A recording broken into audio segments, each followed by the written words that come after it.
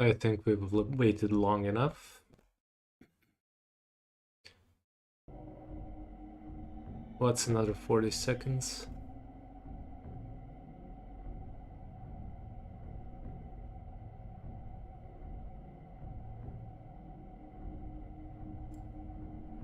Hello and welcome back. We're continuing our journey right where we stopped last time. With me spinning around, not knowing where the hell I'm going because I'm too busy reading chat. I'm gonna try and strike a better balance this time. We need to find Zaphon. We can phase.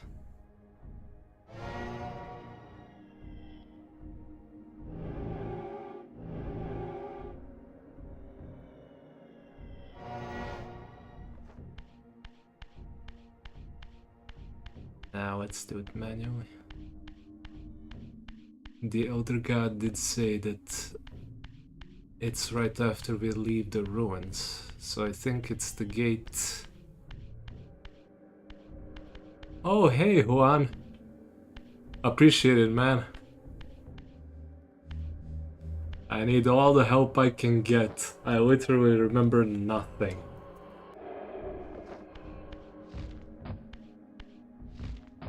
I'll be honest, I played offline a bit on a different save, just to try and recall.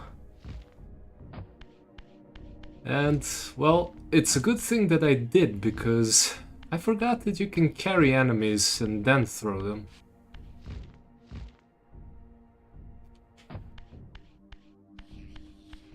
Just one of the things I missed.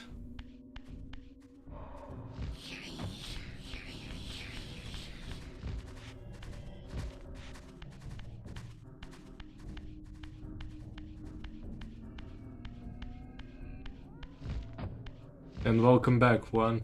Nice to have you here again.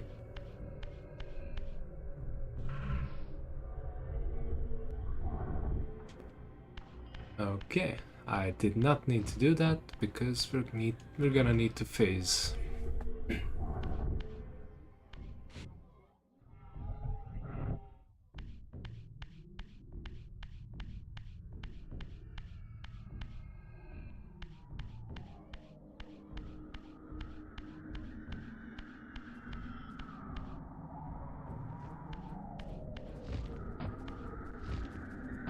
Let's see if there's something down here.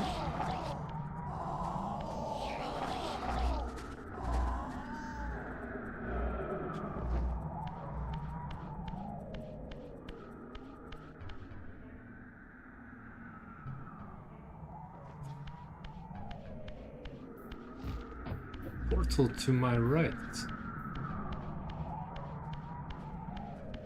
You mean for switching to the material world?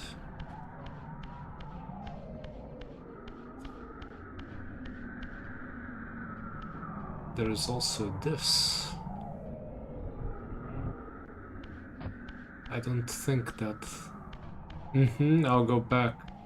Just want to see where this leads. I think it doesn't lead anywhere in particular as of yet.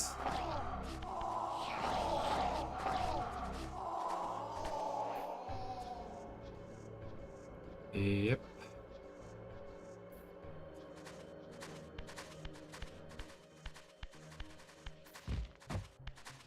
I'm going right back. And switching to the material realm.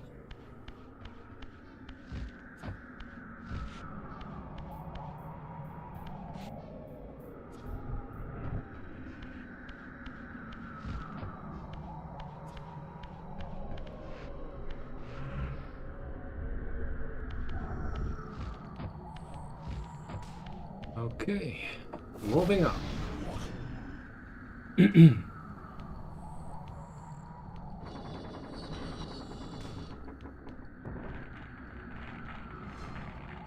Aha, I see. And I don't remember, do I really need the glyphs? They seem like optional finds.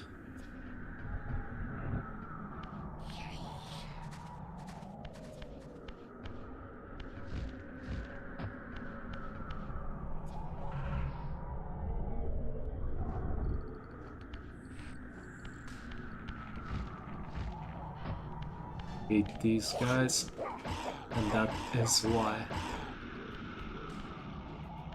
Who's a good boy? Who's a good boy? You need to bathe, man. Off into the water.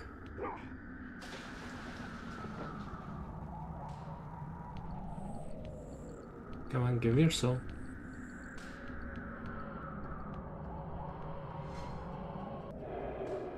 There we go.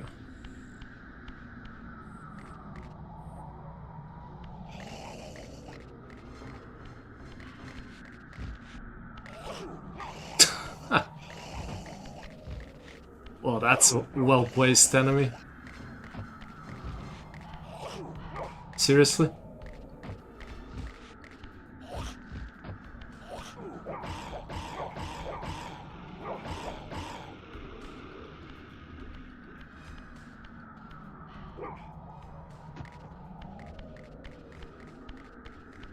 Well, he has great positioning, if nothing else.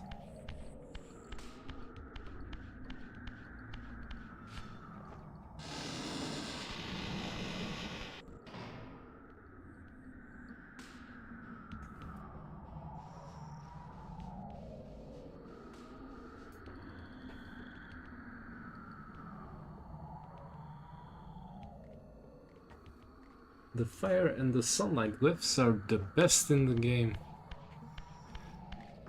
Oh.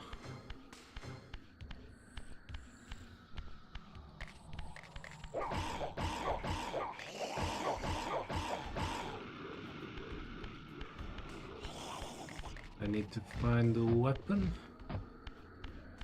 or recoup my energy.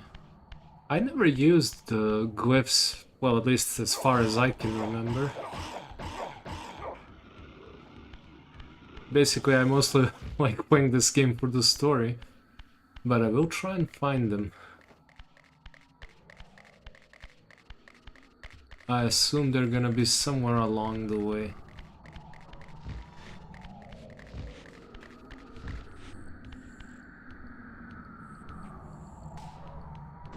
Okay.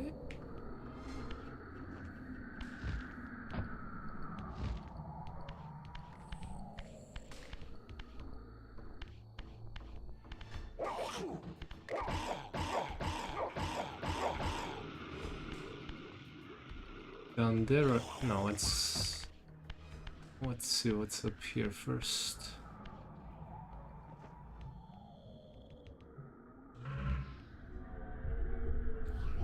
So this changes. Okay.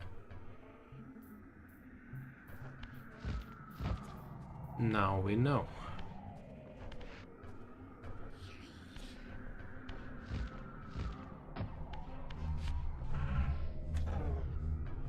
All right.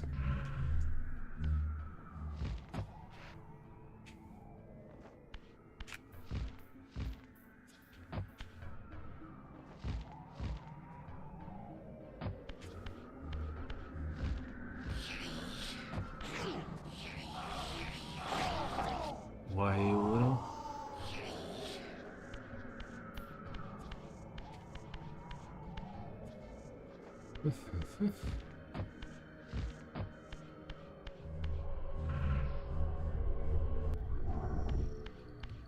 Can I kill these guys before they hit me?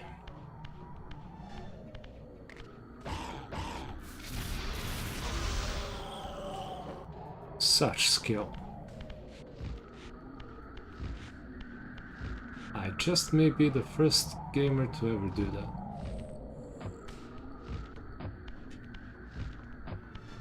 Okay, let's see what's down here.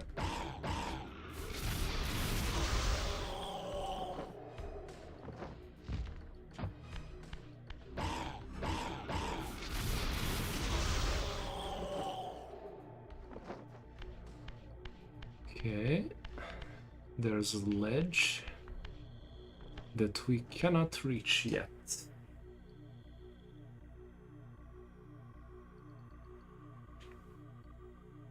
And, no. There.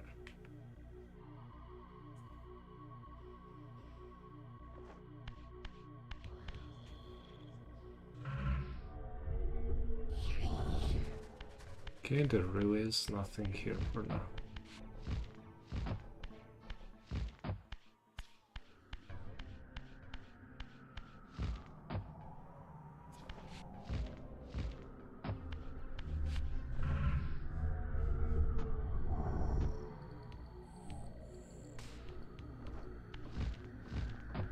Look at this guy. The hell you doing here, bro? This is not Assassin's Creed.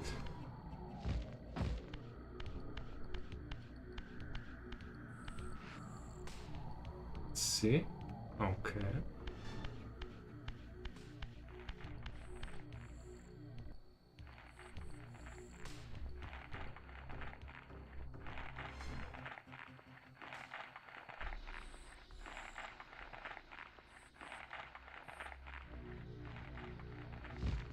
Don't know why that was important to see, but sure.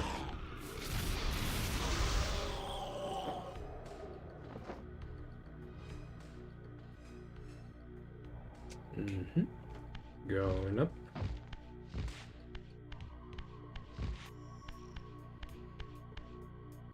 Let's pick up a weapon, just in case. Always good to have a spare. Once a testament to mankind's defiance of Cain's empire, this towering cathedral now stood derelict. The humans who worshipped here, dead for centuries.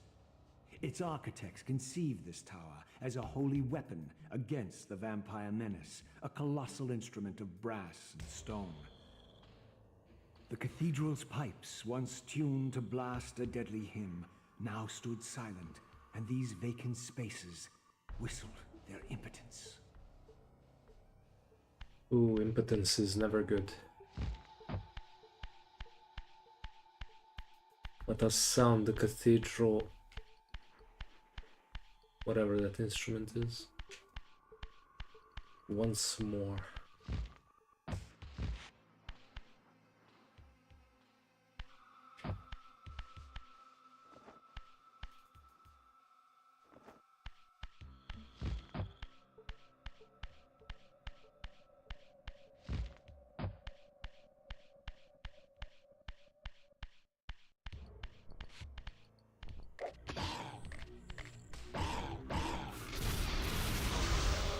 You did not expect me to throw it, did you? I can be sneaky that way. Ah! One hit. Okay, I'm carrying this with me wherever I go, as far as I can.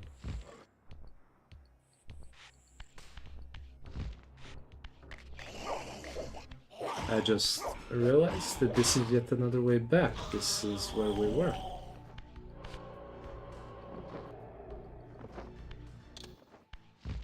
Okay, we'll go back again.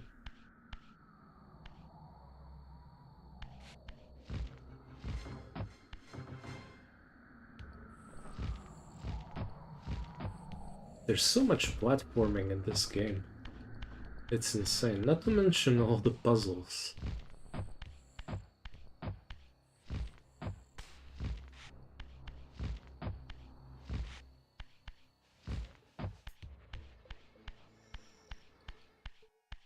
Okay, let's see what lies on the other side.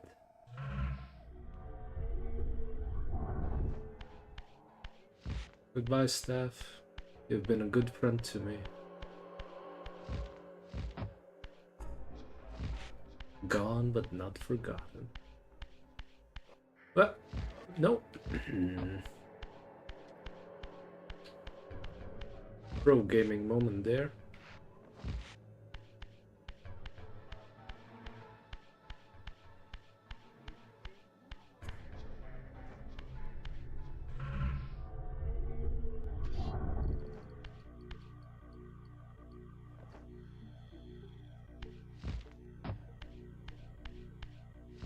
I keep doing the high jump because I'm paranoid that it's not gonna be enough to simply do a regular one.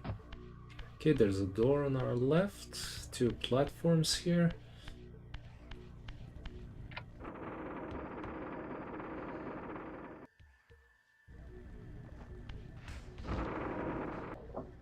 Down you go. And another door.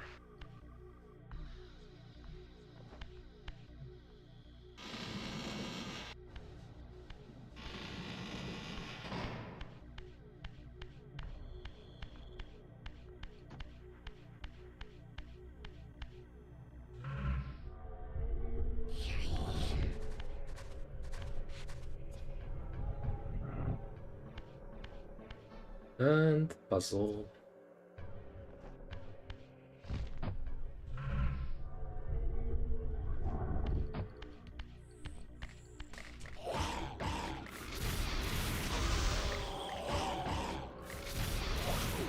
Damn it. That's cheating, you're supposed to wait. Is there a weapon anywhere? No, I'm gonna have to do it old school. Or, you know, get punched to death.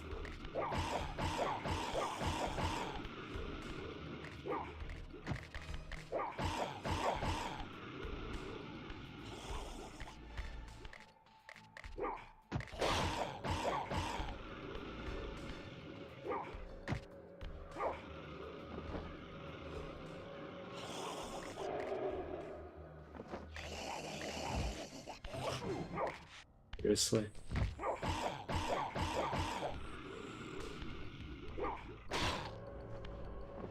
Oh yeah, that looks completely natural. And this is why it was a good thing I played a bit offline, because I would have been bothering you with this puzzle for a very long time, because I thought you had to stack them on top of each other in order to rotate in. Turns out you don't.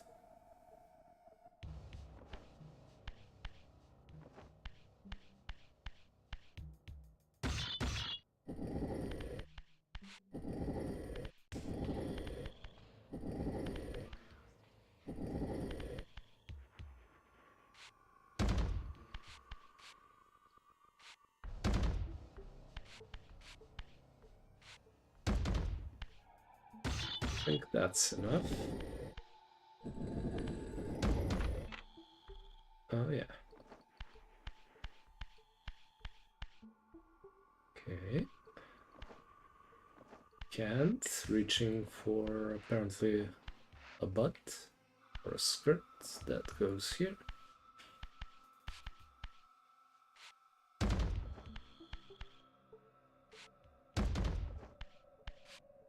Drum roll, please.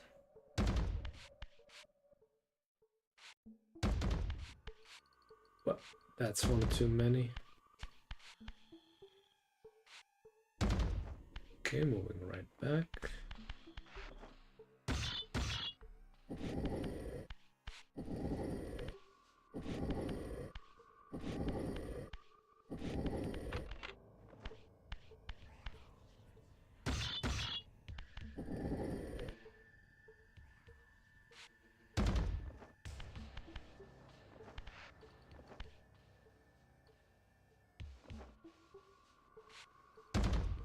Ah, if you flip the blocks and then they will not reanimate and don't consume their souls.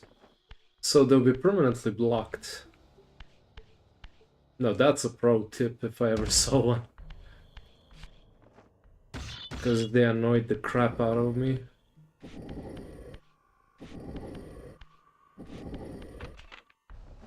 Like, can't they see I'm trying to do a puzzle here?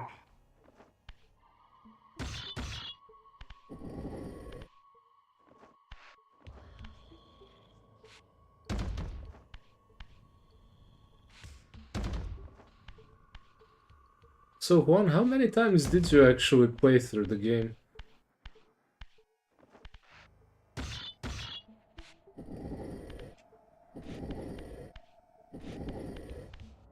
You're like a living encyclopedia.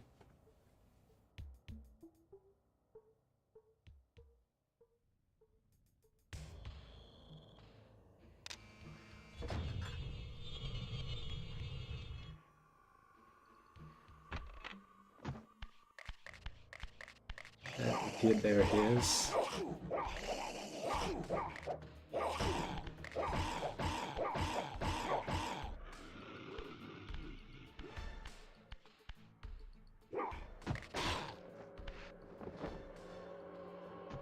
Where's your friend? There he is. What the hell happened there?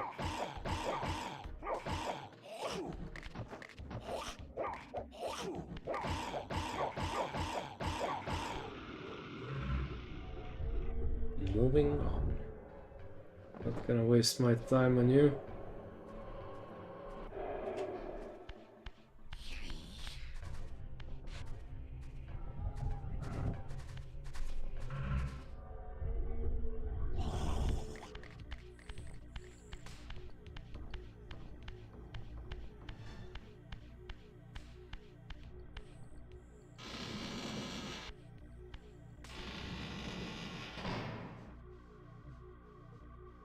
Close to 50 times. Damn, dude.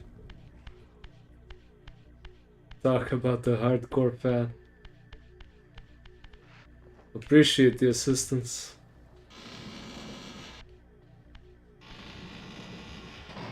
You're probably gonna be outraged when I say this, but I played Blood Omen 2. Well, not as much as you played this, but about 20 times.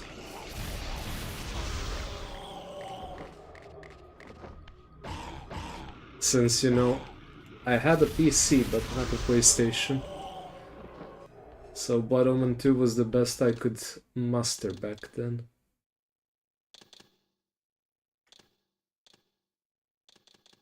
Let's reduce sound a bit.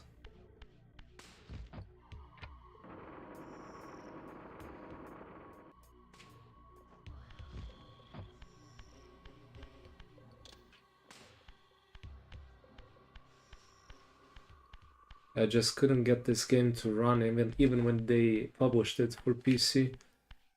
So eventually ended up playing it on my PSP some, I think it was around 14 or 15 years ago. And I played it only once because the visuals were horrible on a PSP.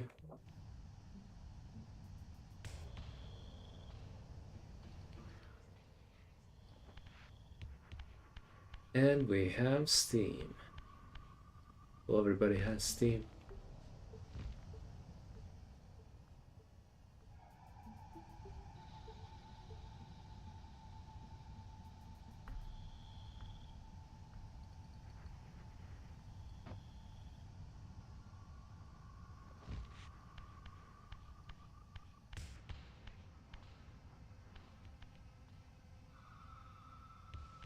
Oh yeah. Oh yeah, they are. Agreed.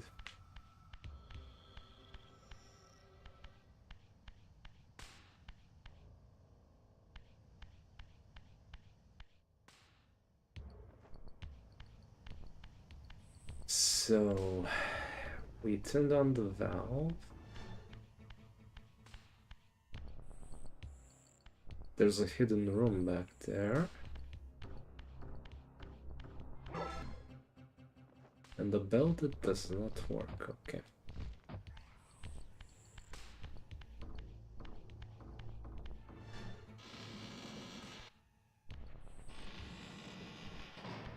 Moving on.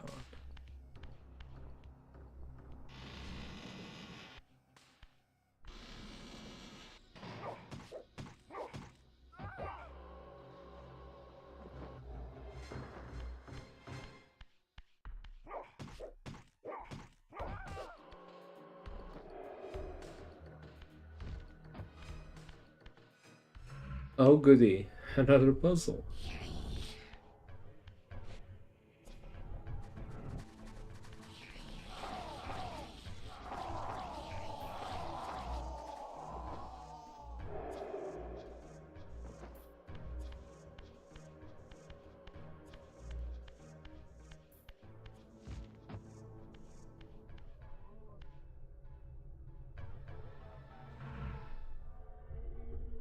I only played it Blood Omen 3 times, but never passed it. I've been trying to play Blood Omen 1 for the past month, but still have yet to pass it. Yeah, I played Blood Omen 1 for a bit when I was, well, that was some year and a half ago. I was trying to make a video for a review, but real life got in the way and I never finished the game. But I don't know if you probably have heard of it or even played it, the game V Rising. They share a lot of mechanics. I mean, they're similar. Bottom and V Rising when it comes to combat and the transformations.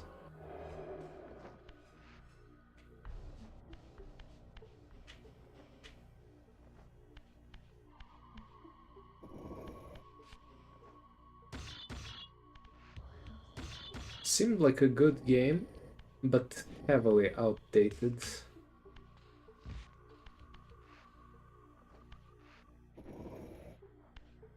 I really hope to see a remaster of that one as well. Or a remake, whichever one. I didn't mind the way it was played.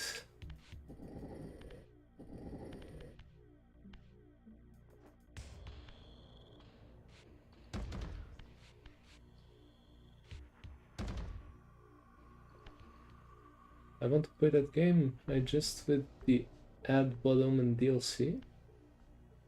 Blood Omen DLC? I didn't even know there was a DLC.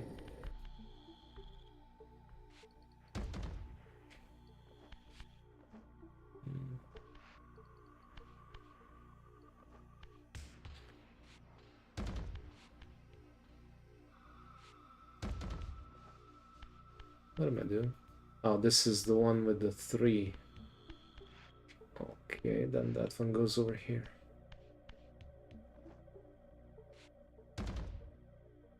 I don't get why people are so disappointed with Blood Omen 2. I mean, I get it that it's a very easy game. But I enjoyed the story. To see Kane's younger days. The cinematics were cool too, especially with the ending one.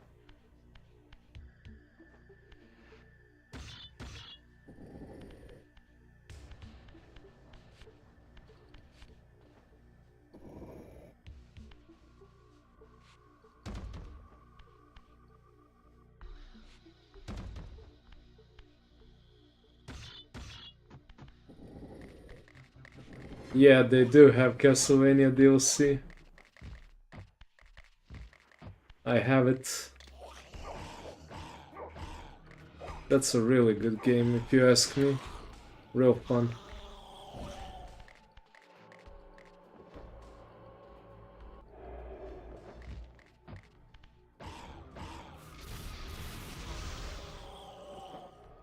So apparently I messed up somehow.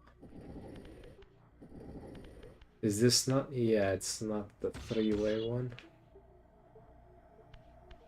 That one's over there. You know, the more I stream, the more I appreciate what streamers go through. It really does divide your attention.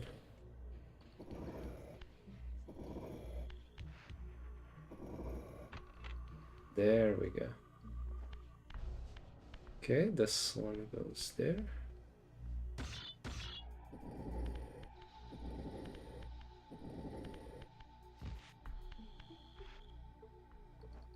But mechanically, Blood Omen did remind me because Kane can transform into a wolf and either a bat or a swarm of bats. Quite similar. And I liked how it was utilized in gameplay.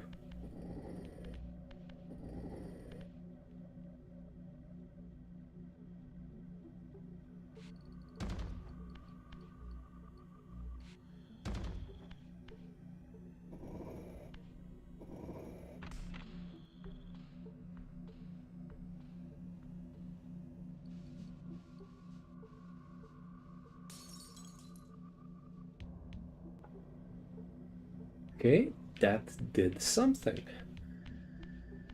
And doing something is better than nothing. We will see what.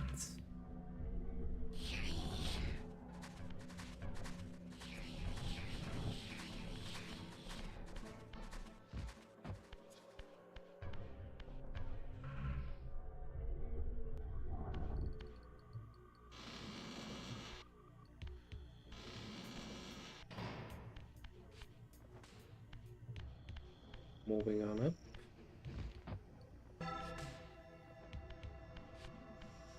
Okay, this bell is resonating, but nothing is happening. What's behind door number 2?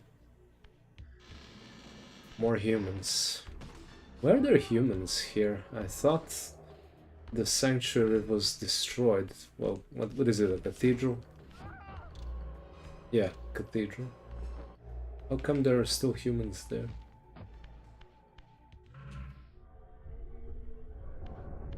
Are they like vampire sympathizers? Oh boy. He turns into a swarm of bats and blood omen want to fast travel. As of the past year, I've been enjoying the voice acting and his battle cry, Ve Victus. Oh yeah, woe to the conquered.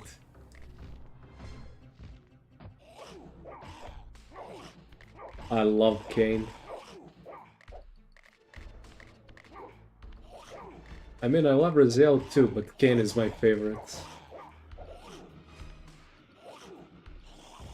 Would you just let me get the thing?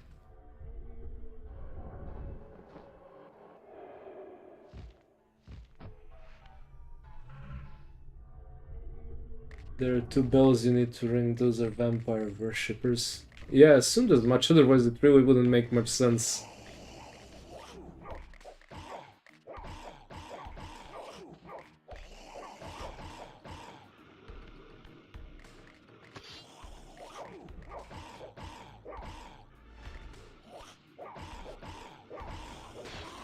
And the vampire lore in this world is really unique. The idea that they weren't always these cursed blood-sucking things. Really cool and original. Well, as far as I know.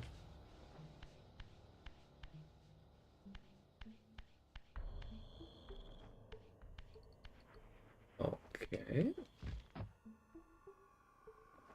We need you.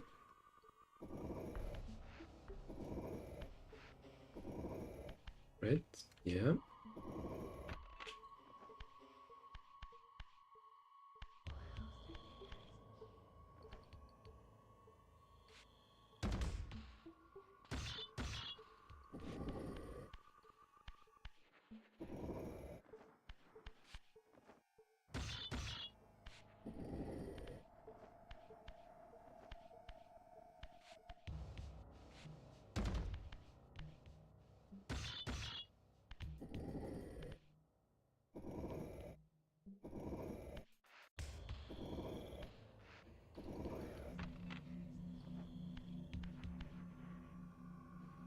Alright, there's another one over here.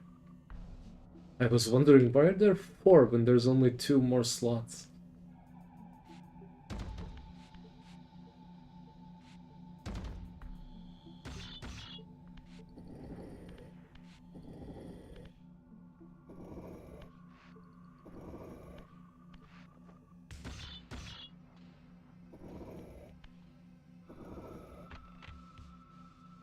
Oh, nice guy Dom, welcome back. Good to see you again.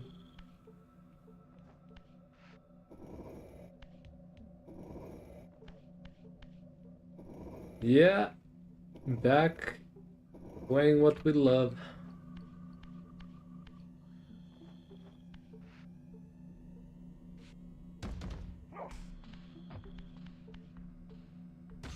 How you been doing, man? Everything good, I hope.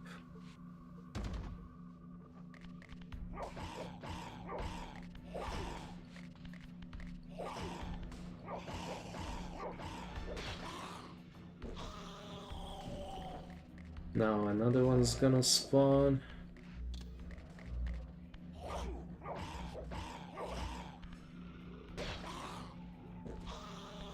Goodbye. Yeah, Dom, I've been making progress.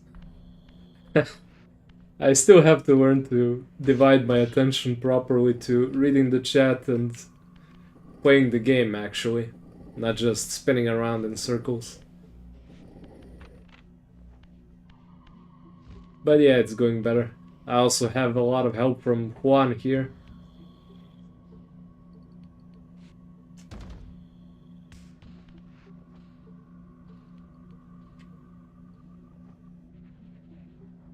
All good over here, keen for my weekend off just so I can play these gems again.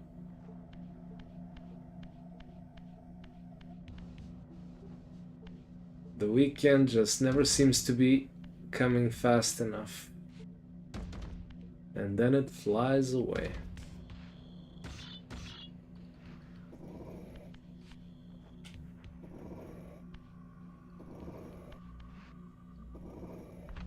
There we go.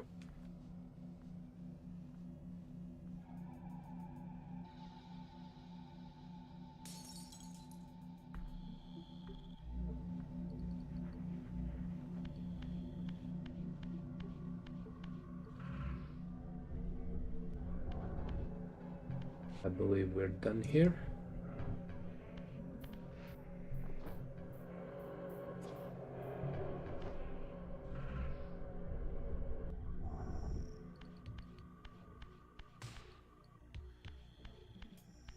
So you're also gonna be playing Soul Reaver. I love to hear it. I really want these games to have something of a renaissance.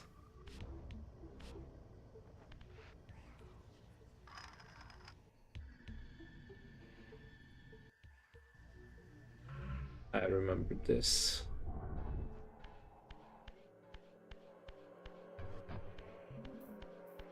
But wait, I need to ring the bells first, I think?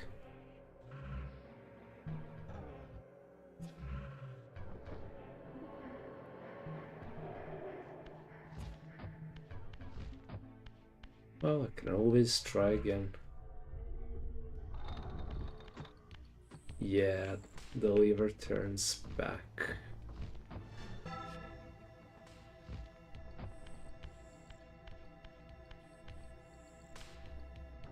I understand it though, I've streamed speedruns a few times and man, reading chat with messages can be a task. Yeah, I didn't expect that it would take that it would occupy so much of my attention. Not that I'm complaining, it's just an adjustment. It's actually more fun when you have something to read, somebody to talk to. We've been here. I'm definitely playing these. I love this series and have always just wanted a stable port or remaster. Yeah, likewise, man. Likewise.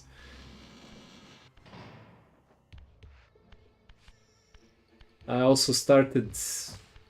Well, I was simultaneously trying to play Blood Omen 1 and 2. And turns out Blood Omen 2 keeps crashing. Which is just annoying. The only thing I think I still could play is Defiance. But that one I remember the best, because as soon as I got it, it worked, so I played that a billion times. I know even the lines from the game.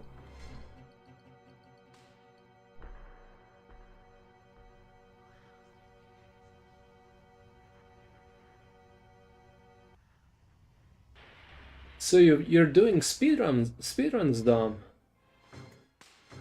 What games are you speedrunning? Any, or is there something in particular?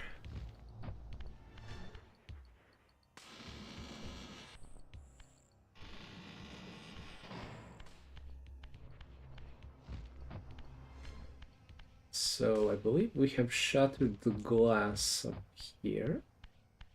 Yes, so we can move down. Oh, right. We need to turn the lever.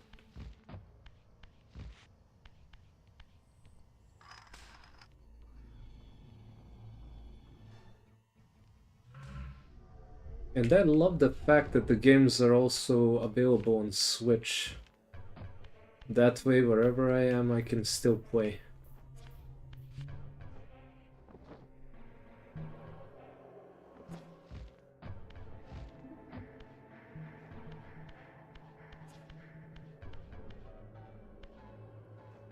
Okay.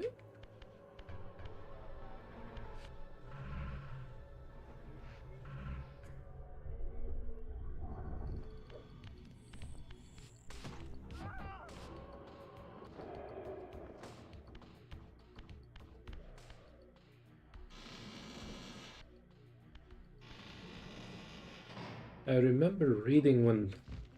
Oh, actually, that was, I believe, my first Legacy of Kain video. When Embracer put out... Well, Eidos put out... No, it's not Eidos. Crystal Dynamics. Put out the poll for Legacy of Kain. I cannot explain to you how excited I was. Really, whatever I like. I do a lot of horror speedruns and have done some open world games. Held world records in Remothered franchise and Forspoken for a while. Damn, man. I'm surrounded by pros. Which I guess is a good thing in my case.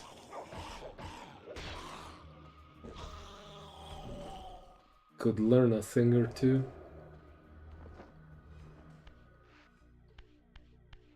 It's a hobby. Nice hobby to have.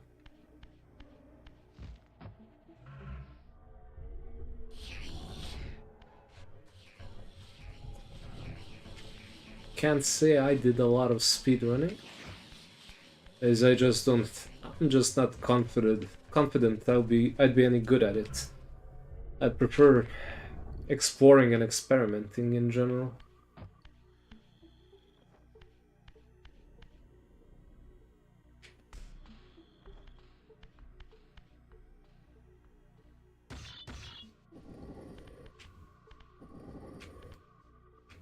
But then again, you never know. There were games I was so into that I could do a lot. There is a speedrun trophy. Well, further incentive for some of us, I'd say.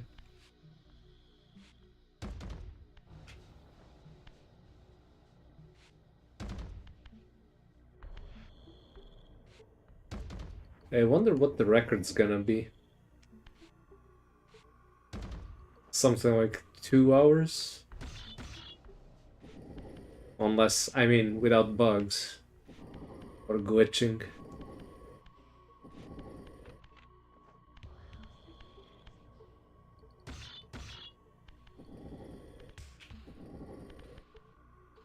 Yeah, I would never speedrun games that I genuinely love because it can ruin the game for you. Yeah, I actually spoke about that a little bit in one of my earlier streams. I think when I was streaming Path of Exile. Uh, and another streamer that I really like to watch, Josh Strive Hayes, also spoke about it, that players tend to optimize the fun out of their game. And that's something that really resonated with me. There's no rush. If you're not enjoying it, then what's the point in playing?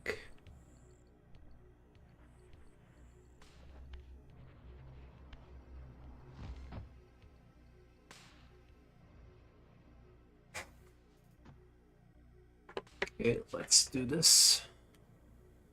Oh god, there's more, isn't there? Yep.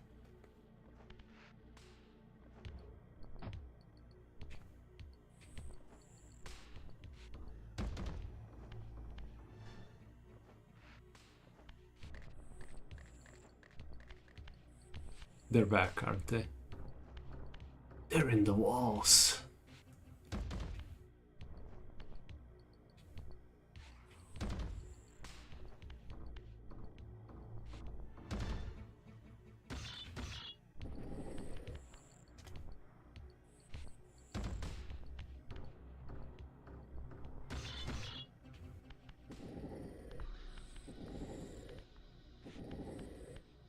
Moving on. Somebody's gonna punch me now, aren't they? I'm getting paranoid. No hits, please.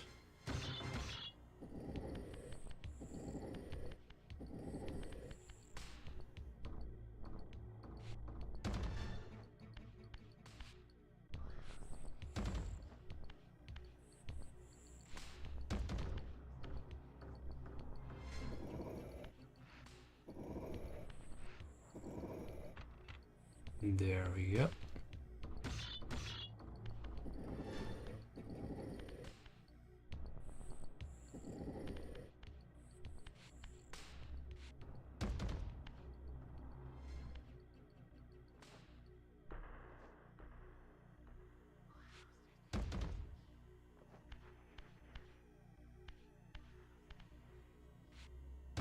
I love taking my time with this game. I always try to 100% the game. It's a misunderstood thing, speedrunning. People genuinely do it out of love for the game in most cases. It's sort of just a way to hold on to a game further for most people. It's like a step beyond 100%. Yeah, I get that.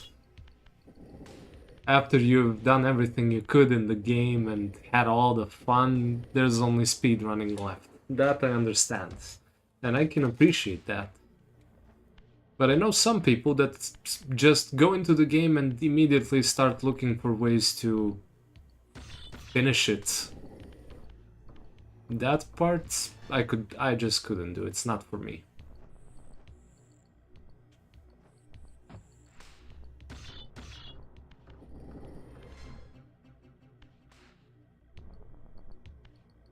Yeah, we agree. Not everyone, obviously, right?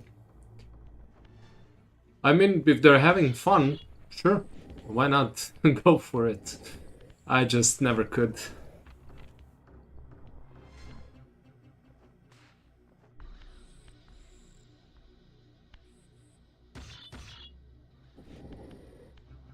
There were games when I was younger and had a lot more free time.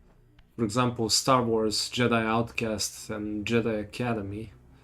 I really had a lot of fun playing those games, so in the end I knew the locations of every enemy and every mechanic in the game, so it was easy to speedrun it. Or fighting games, which I really enjoy playing with friends. When Mortal Kombat 9 came out, we played so much for an entire month. I mean, it was something unbelievably impossible to do now that we're grown up. But I remember I could do a fight without anyone laying a hand on me. Or Dragon Ball Z Budokai 3. That's an old game for PlayStation 2.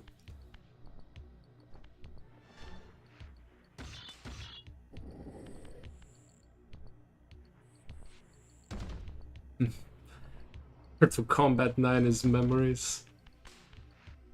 How the time flies. Mortal Kombat 9 is memories. I remember playing Mortal Kombat 1 and 2. Like the first ones ever. So many house parties and tourneys for that game. I see. So it was a global phenomenon. Well, it was the first game that the NetherRealms did right. In a long time.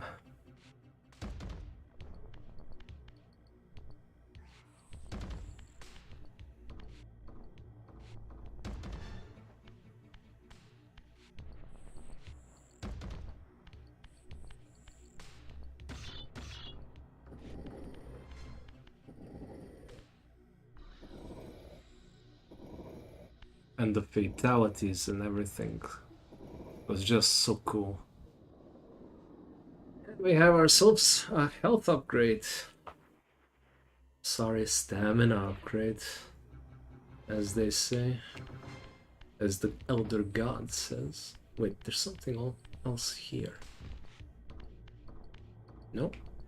Just an empty hole. Yeah, same, but my friends got super into that game as their first Mortal Kombat, and I was so happy being a fighting game enjoyer. Yeah, I had a similar experience.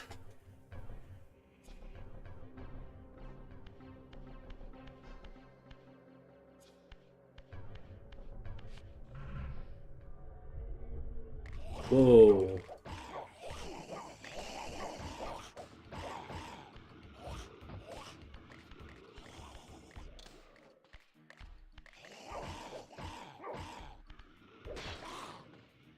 Stick around.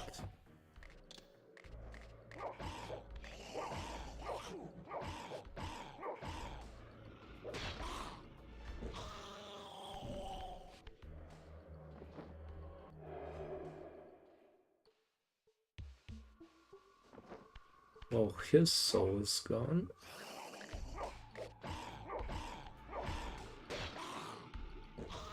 Not a problem.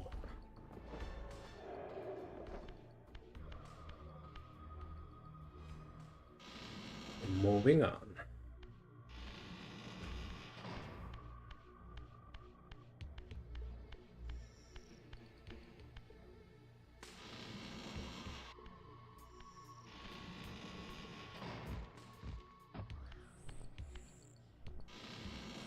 I always found it weird that people from, and I assume that you're around the same generation as me, that people from our generation, that there are some who never played Mortal Kombat as kids. Like, what did you do?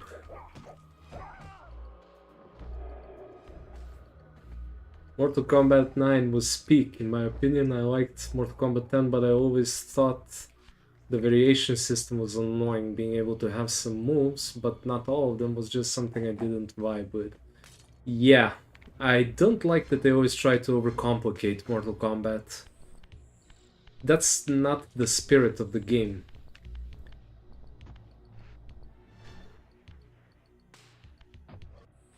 Well, I'll get down. The enemy isn't gonna kill himself.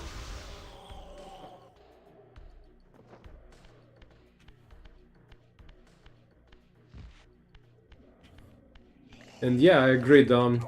MK9 was the best. I played 10 and 11. 11 was alright, but I mostly did it just to see what kind of a goofy story they were... Oh dear. They were gonna come up with. I was not disappointed. And Mortal Kombat 1 was way too expensive for my taste. Not the base game, the fact that you had to pay for additional characters. So I kind of gave up, and most of my friends no longer play fighting games, so I didn't see much point. Okay, so we have two switches, two are still protected.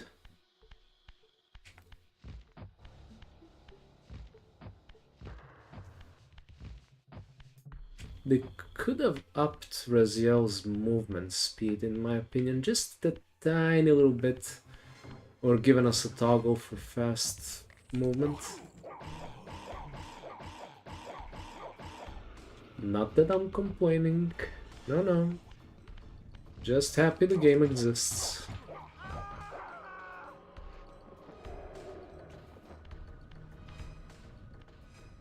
And what's up here? We have some pipes. An enemy. And not much else. These are pipe. Curious.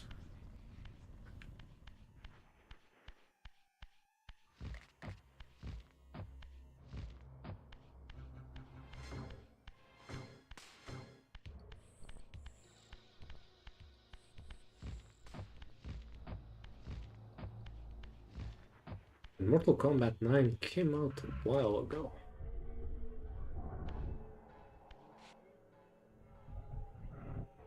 When was it? 2010? 2010 or somewhere between 2010 and 2012.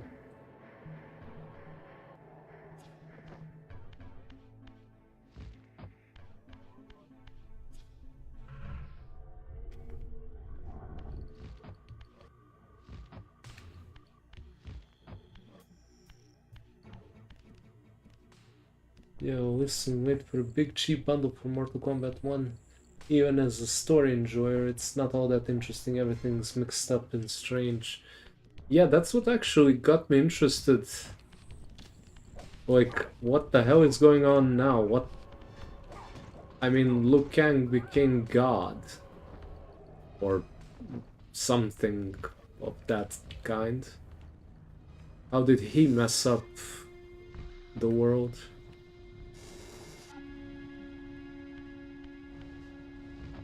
Ah, the lovely tunes.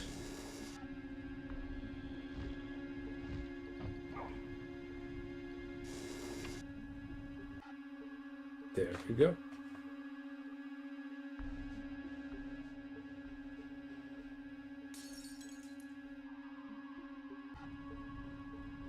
My issue with Mortal Kombat 1 and the ending of Mortal Kombat 11, I can't keep up with the numbering system of that game.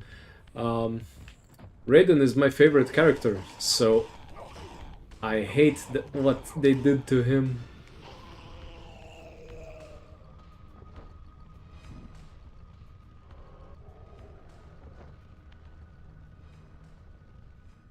If any of you stick around in the future for further streams, you're gonna see a reoccurring theme with me.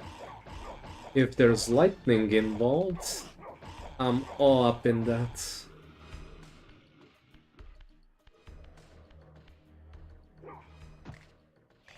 Oh, come on. Seriously.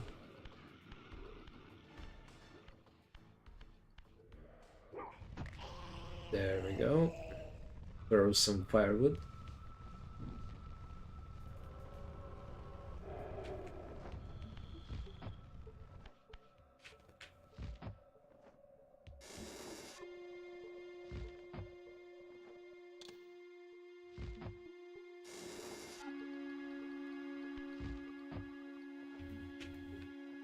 I never get it right at the first try. On the first try.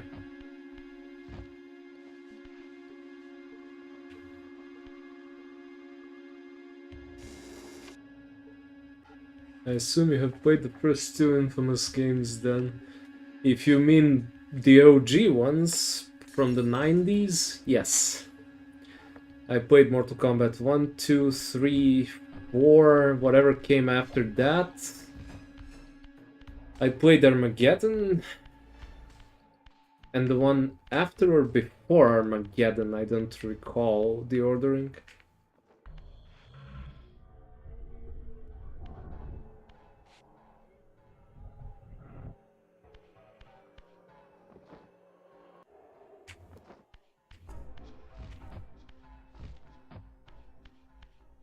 Played most of them on my Sega and later on PC. It was good back then, we didn't have internet, so I used to gather up some friends, we'd sit down and, you know, you'd have to, well, play the piano on the keyboard. Both you and your friends on the same input device. What a nightmare.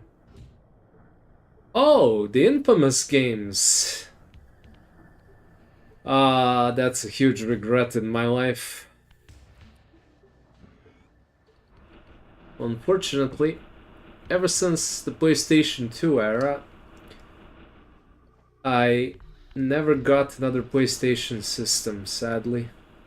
Not because I didn't want to, but because, well, in my country they're a bit pricey, and so are PCs.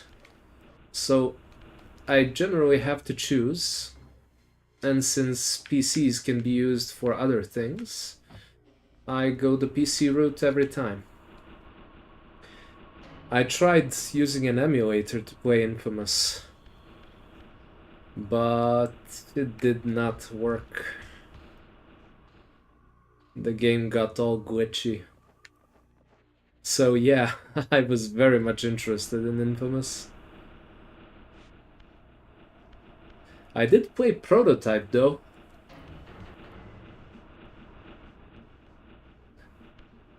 No lightning powers, but it was the best I could get back then. In my opinion, good game. Original.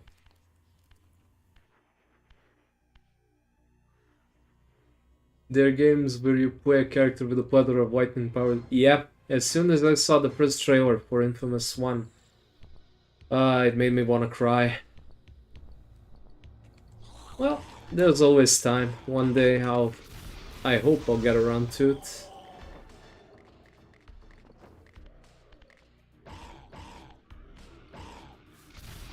You're missing out though, there's some cool games right there. Totally worth it if you can get a second-hand PS3. I believe you. I believe you. But there's always something. I mean, right now, as I am, well, it is my hope that I'll be able to make some kind of a career out of streaming and creating YouTube videos and so on. The first things on my radar are PC upgrades.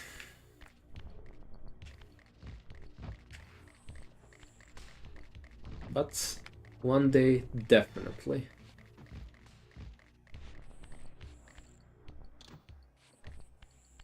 Hopefully they get a port to everything. Oh yeah, when Sony started porting games to PC, I was over the moon. When I saw I could play God of War on PC, I was overjoyed. That's until the recent lunacy on their part. Because right now, Sony games are unavailable in my country. The new ones, God of War Ragnarok, Ghost of Tsushima, which I will never forgive Sony for not enabling me to play.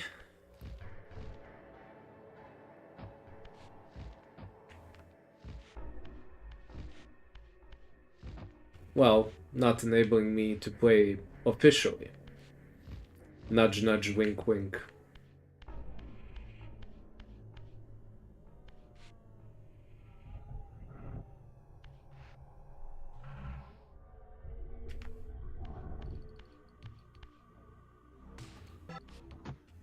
Oh good, you ring a bell. Two guys come along.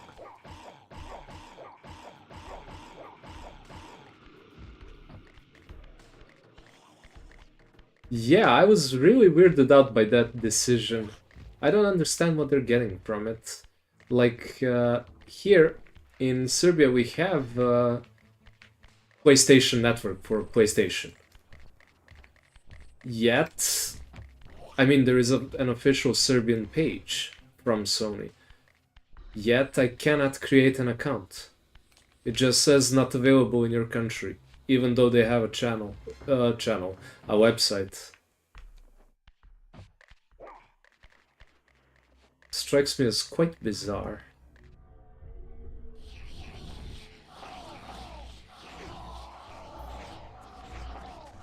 And I made a point out of purchasing every game they ported to PC because I want to encourage that kind of behavior. Ah, the bell is a booby trap. Thanks, Juan.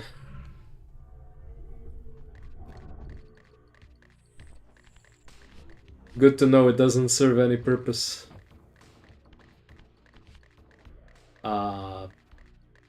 Guys? Are they posing for a picture? Well, whatever floats their boat, I guess.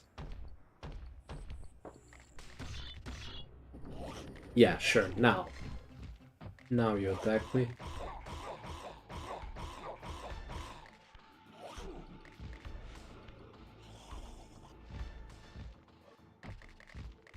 Damn it.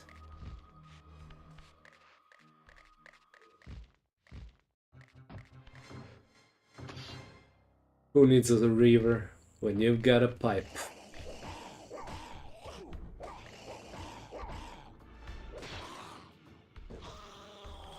Where is it, buddy? They're just hanging out. Yeah, they reminded me of those worm guys from Men in Black. All they need is a pot of coffee. And some smokes. Well, that failed miserably.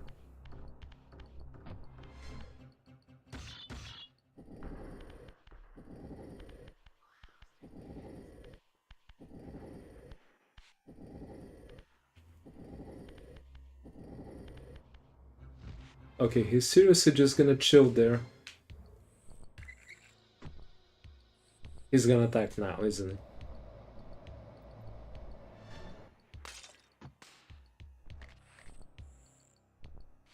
Wow, look who's back.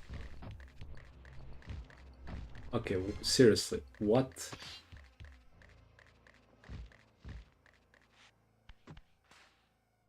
Did we do everything here? Oh no, I'm supposed to go that way, I think. Because a new path opened up.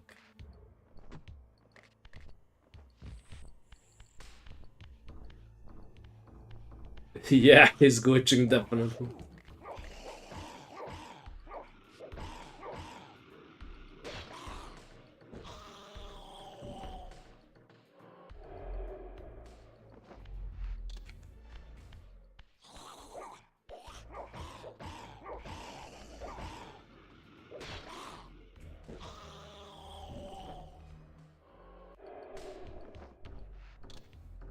Oh, come on. I'm what? A blood drop missing? Blood drop short of getting my Soul Reaver back?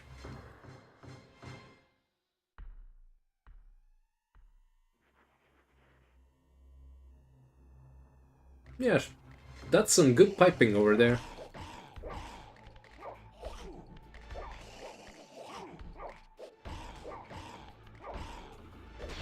Who's your contractor, guys?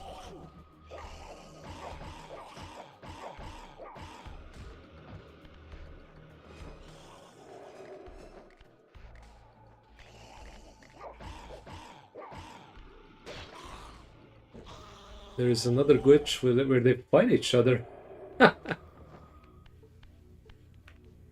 Well, we don't know it's a glitch. I mean, who knows what they're talking about when we're not listening.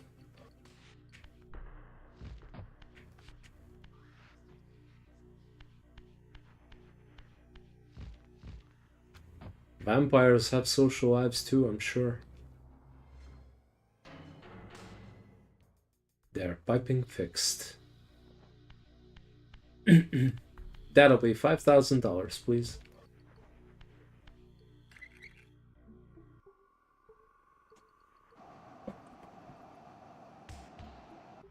Here's my slipper.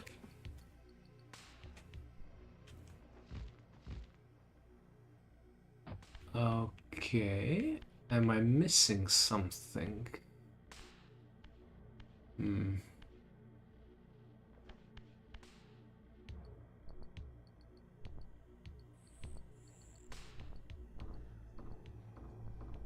I want a small pipe for my action figure.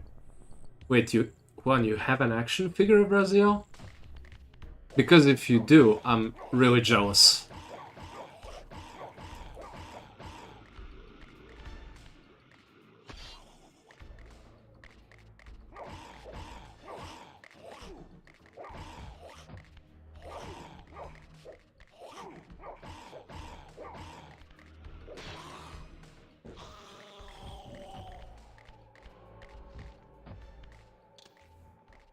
Well, maybe you could fashion one out of a piece of metal or a toothpick.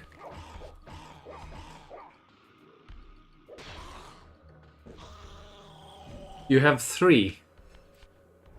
So you do want to hear a grown man cry on stream. Good to know. You have 2 of Kane. Okay, you're banned. I don't want to play anymore.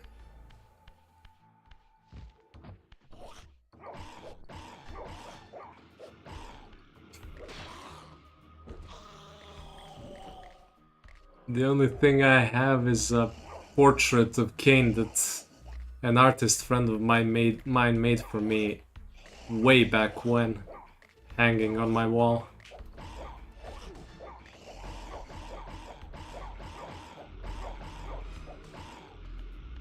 Duma action figure. Cool. I also like their banners, Kane's and Raziel's. I like these emblems. If I could get my hands on one, I would hang it on a wall. But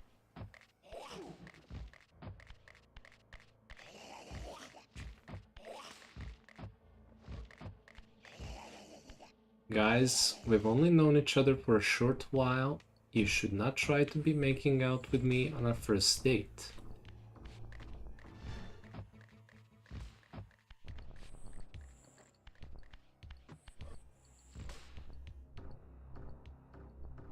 Get down, Raziel.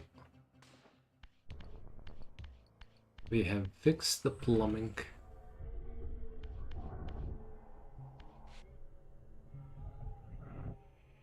I had no idea they existed until late 2020. I have too many. My girlfriend them. Do you mean your girlfriend bought them, or?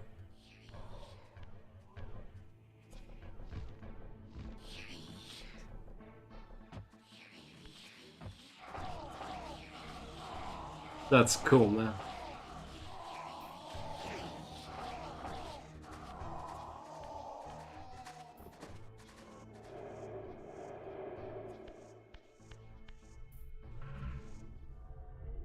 Hey guys.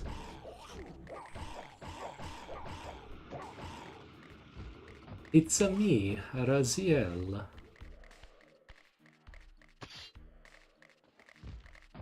I mean, since we're doing the plumbing.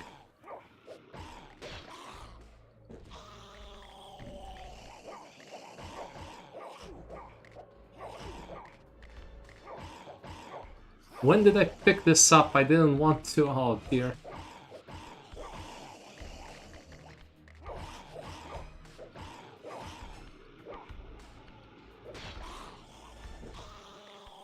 Ah, she hates them.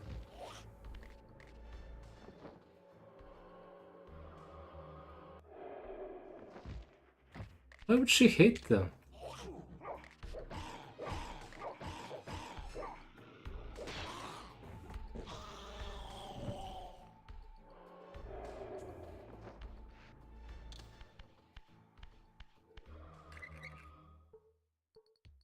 There we go. Okay, I think that's all 3 nozzles. Sweetheart of Brazil that I want to get as a tattoo. A friend of mine drew it up for me ages ago, and it's awesome. Custom piece of art.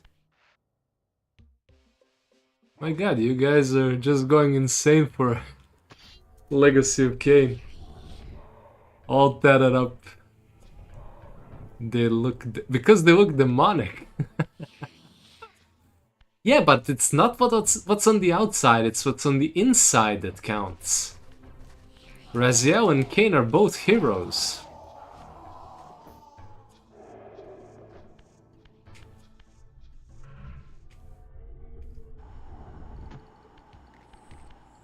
They sacrificed a lot to save the world from the Elder God. Well, Raziel unwillingly and unknowingly. But the point still stands.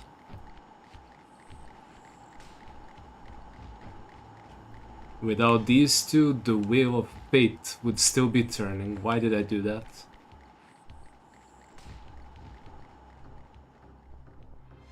And spoiler alert, anyone who hasn't played the game from, what, 1998?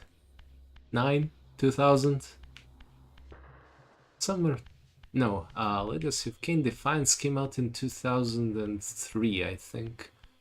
So that would place Soul Reaver around 98. Oh, we're in for a boss fight. Now this looks demonic. Something straight out of Quake or Doom.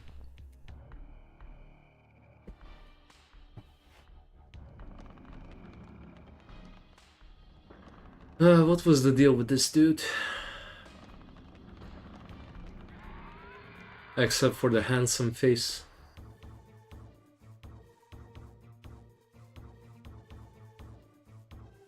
The prodigal son. There is no returning for you, Raziel. Zephan, your visage becomes you. It's an appropriate reflection of your soul. And you are not his handsome Raziel anymore. His precious firstborn son turned betrayer. You have missed so many changes, little Raziel. Look around you. See how the human's weapon of destruction has become my home. Indeed, my body. A cocoon of brick and granite from which to watch a pupating world. A crevice in which to cower, only scuttling from the shadows to devour a victim already ensnared in your cowardly trap. But you've made the mistake of leaving me unbound, and it is you who must succumb to my will. Will, instinct, reflex action.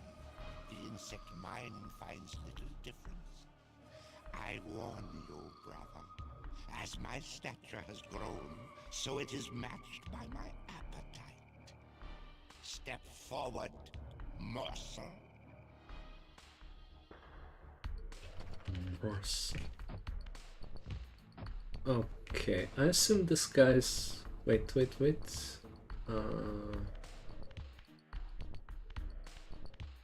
I think I need to go for his legs, if I recall correctly.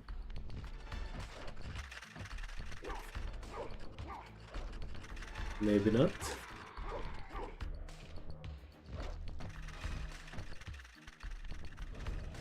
Yeah, that's it.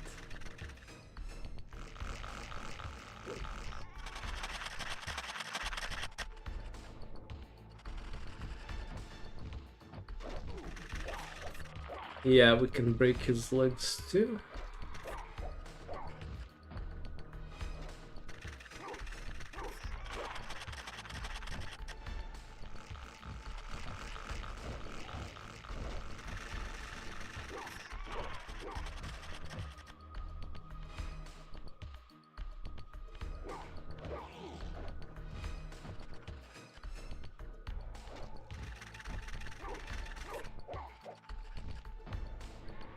The good thing in this game is that death is just a nuisance. Unless you actually die in both realms.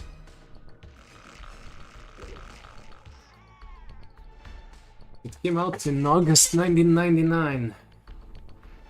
The Dreamcast was released in 2000, the demo came out in 98, and that's when I fell in love with it. Man, whoever wrote the scripts for this game went way too hard. Yeah. Yeah, that's what I love the most. More than anything. The language they use, they're not dumbing it down for us. By no means. And then my teachers used to ask me how I got such a good vocabulary in English. They always thought it was from reading a lot. Little did they know. Honestly, I don't think they would believe me if I told them the truth. Throw it, throw it.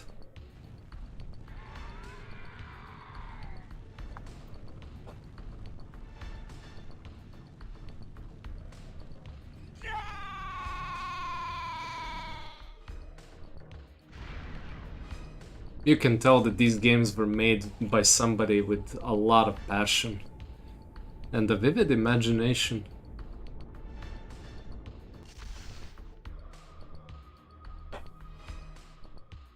Consuming Zephon's apostate soul has bestowed on you a new gift. Like his vampire spawn, you are able to scale certain walls which are otherwise impassable, but only in the physical realm. In the spirit world, these insubstantial edifices will not support you.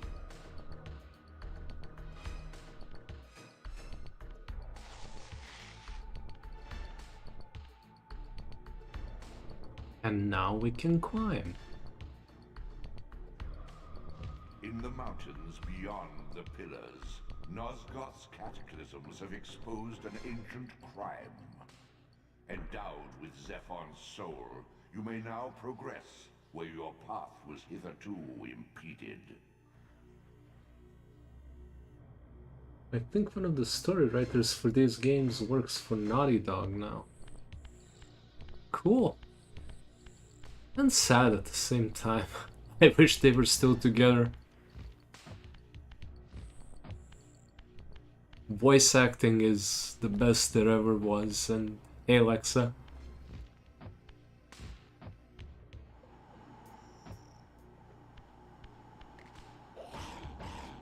For anyone wondering, Alexa is my wife. I'm guessing she's come to join us for a bit before turning in.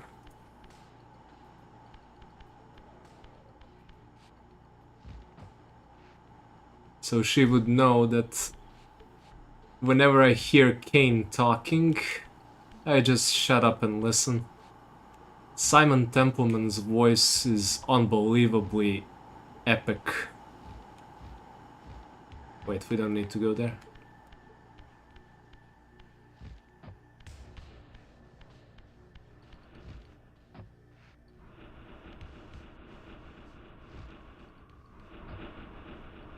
Yeah, Tony J was very, very good. They really paid attention to casting back then. Everybody's voice was memorable. Janos Audron, played by, and I'm probably gonna butcher his last name, René Auberjonois, I assume. Also, terrific voice. Sadly, he too has departed.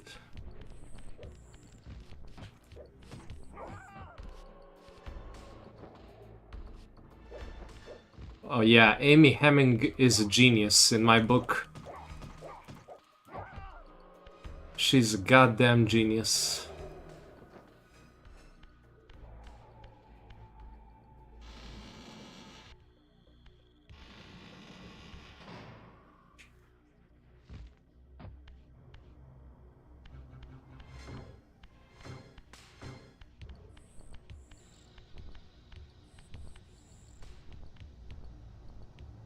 There was...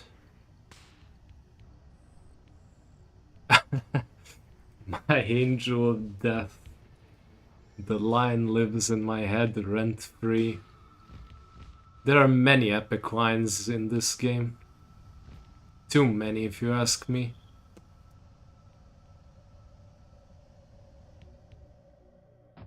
I am not your enemy, not your destroyer, but as always, your sword, your right hand. That's the ending of Defiance. Gives me chills. Every time I just remember it and it gives me chills.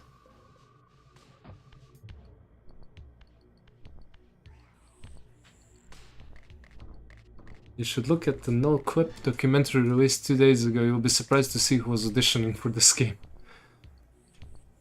Well, now I have no choice, do I? I gotta check it out.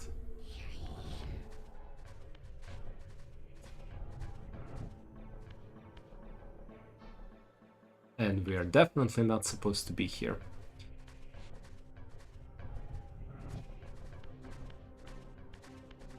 don't think there was a single person that was miscast in this game. In any of them, I mean. Even in Blood Omen 2, the voice cast was the same. At least for the most part. I don't know about everyone.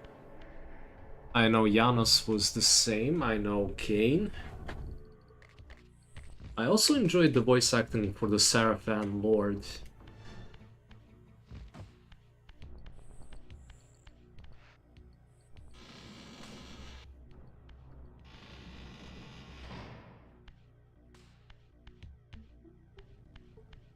And I also remember the ending of that game as well. With the Sarafan Lord standing defeated, threatening Kane that they would come. Kane raising his sword, eyes glowing. Should your kind ever breach that place of banishment, I will be waiting. And then he says something along the lines of, you won't live long enough to see that day, or something like that. And he just goes, I have lived long enough to dispose of you. Just epic. It's funny because the OG Resident Evil got a Guinness record for bad voice acting. And then there is this game that came out in the same year. Yeah. Didn't even think about that.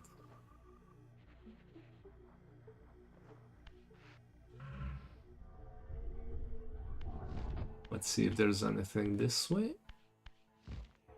Nope, at least not yet.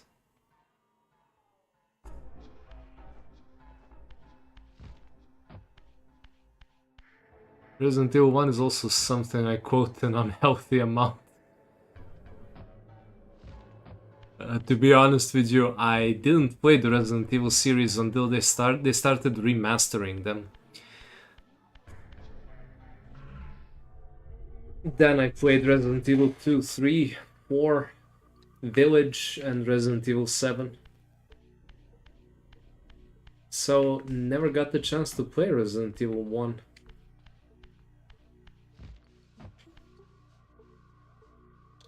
What did he say? Find the hidden tomb. I assume we need to go completely back. But instead of doing that, let's do it this way. Oh dear God. Oh dear God.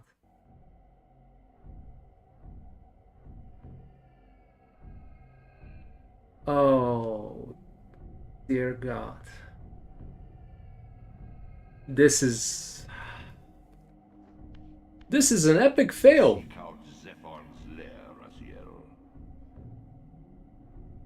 I talk too much.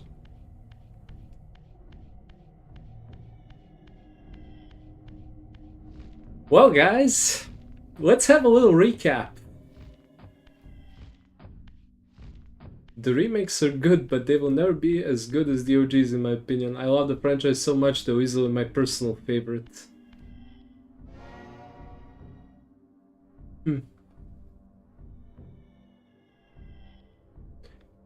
I can see how you would feel that way. I could not comment on it as I did not play, but I believe you. Most people will always prefer the originals.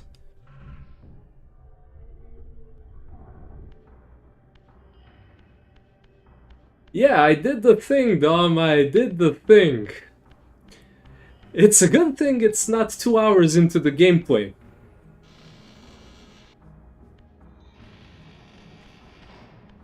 I mean, just imagine what a waste of time that would be.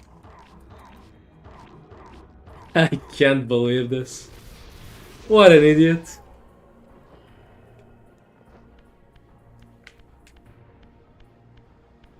And do you know why that happened? Because I'm used to autosaves. No need to think, the game will save for you.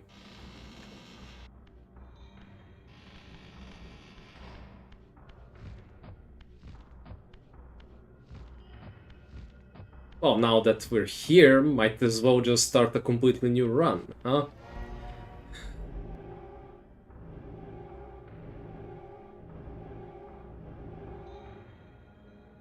Raziel's stronghold.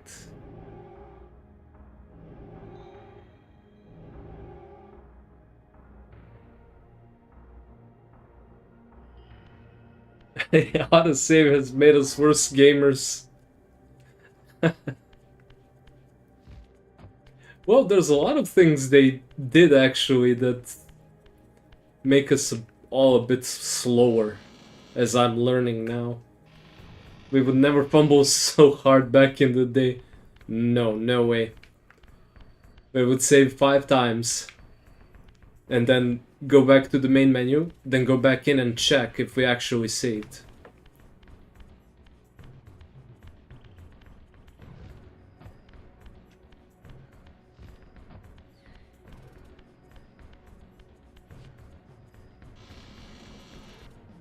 We've actually been very spoiled by modern games. You have a functional map, and when I say functional, I mean detailed. You have autosave, you have a bunch of tutorials. Not the Legacy of Kain series.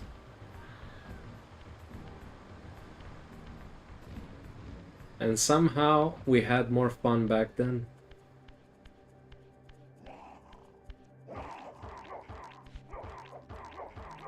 Well, Dom, you say unlucky, I'd say lack of attention.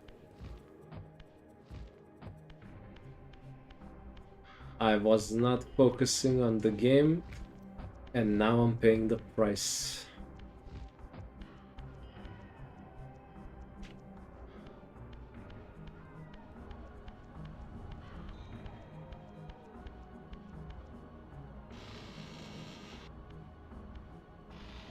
Well, in case I don't get to the same spot, I'm gonna play it off stream until I get to the same spot. This is the tutorial area. Well, no harm in doing this again. I know how to get back there. God. The worst thing is, ever since I started streaming, I was worried I was gonna do something stupid and embarrass myself. And here we are! All it took was 5 streams.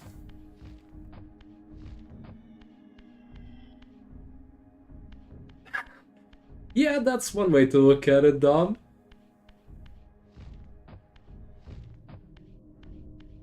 Not really a problem.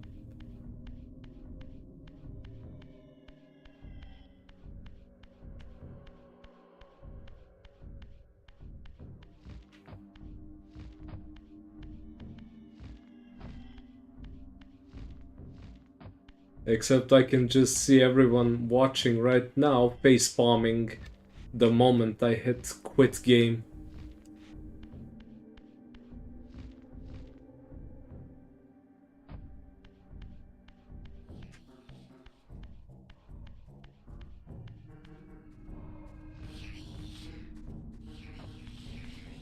Like, you stupid...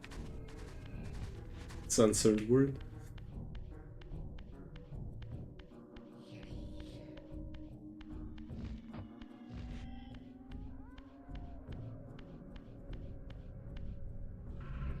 Oh look, there's that thing we can climb. If we had the ability to do so.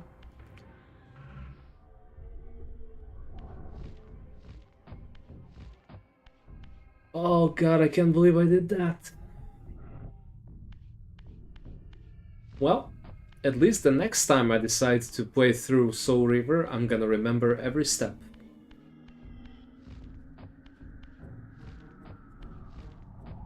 Repetition is key.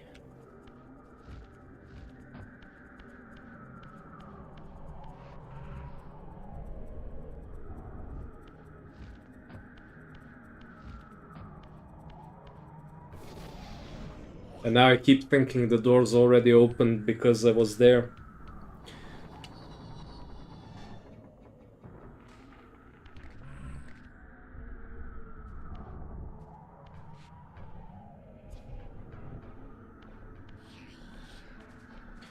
Makes me wonder how many new gen gamers will just close the game and not realize they have to save manually. It happened to me several times as well. Well, I'm glad to know I'm not alone.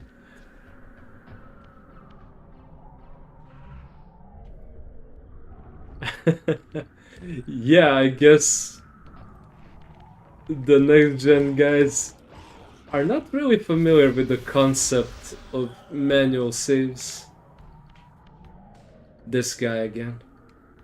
Do I have a pot to throw at him?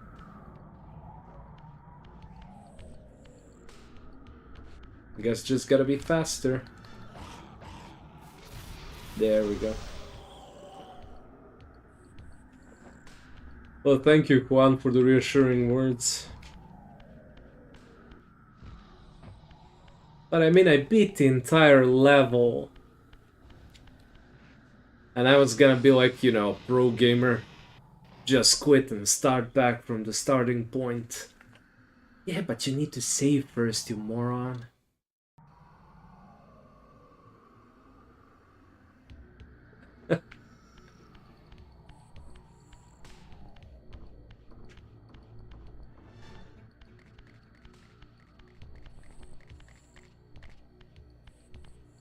God, I hate the clickety-clacking of their feet. What's happening? All we need now is a crash. Although I didn't have one ever since I installed the game.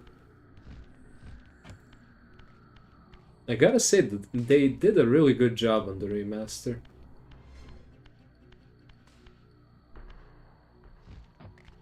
Yeah, let's just drop down for no reason.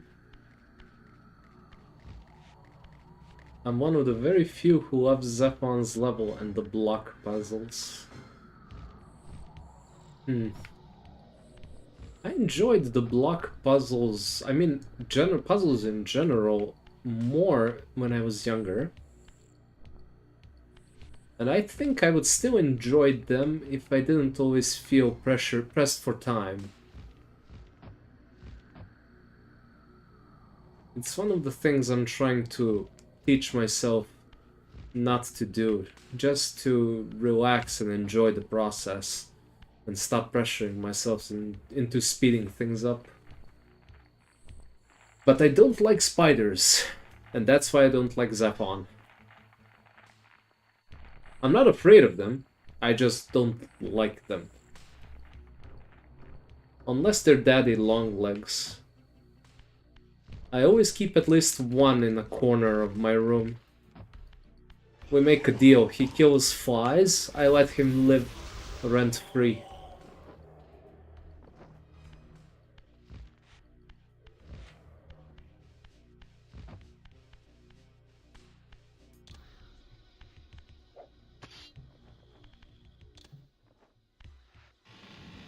And it's good that you like it, Juan, because you're gonna get to see it again. And who knows, maybe once more. To mankind's defiance of Cain's empire, this towering cathedral now stood derelict. The humans who worshipped here, dead for centuries. Its architects conceived this Dom calling me out. No, I'm not. You're afraid of them.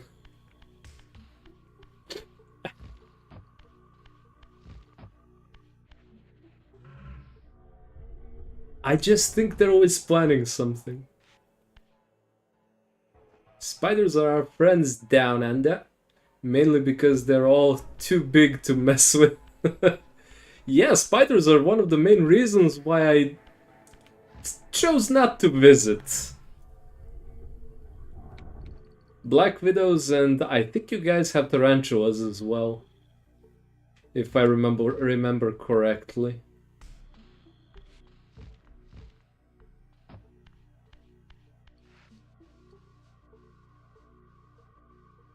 Try not to consume the souls after impaling them or crushing them with the blocks. You mean they're gonna stay stuck if I don't? They're not gonna respawn or revive? I'm gonna give it a shot.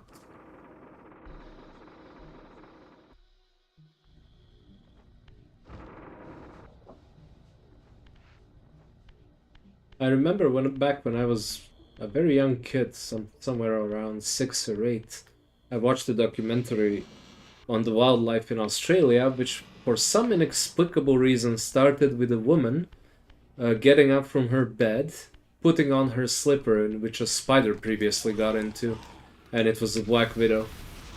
Scared me to death.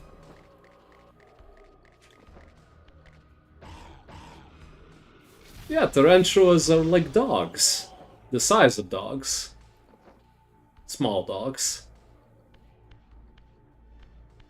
Yeah, this is not yet unlocked.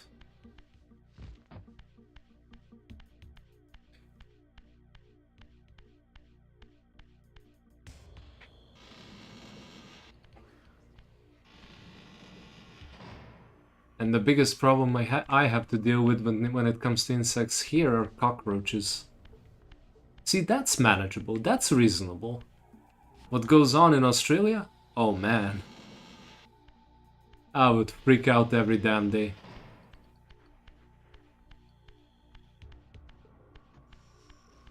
Wolf spiders, I saw a documentary a couple of years back, and I remember nothing. So that's great. Time well spent.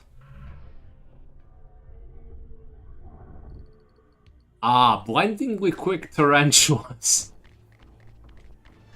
Well, that sounds not horrible at all. Okay, can I please? Weapon? Weapon? No.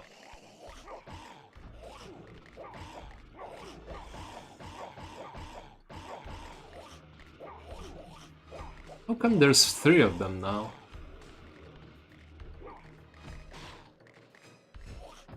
Well, I gotta eat his soul. You want that block puzzle in real life. Is it the visuals or just the puzzle itself? Because if it's the visuals, I get it.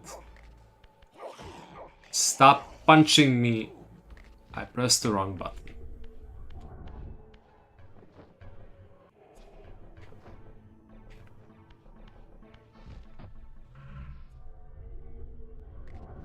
See, now I'm rushing. Never a good thing. Ah!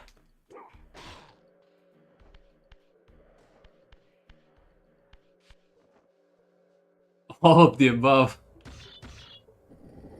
Well, it's not impossible to do. Could make it out of wood, I guess. I mean, I know people who could.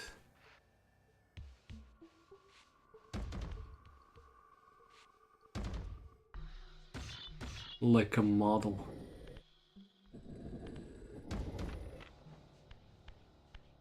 Yay, more puzzles. I don't know, for me it depends. Now that I play with company, it's not troublesome at all. When I play alone, then it's annoying.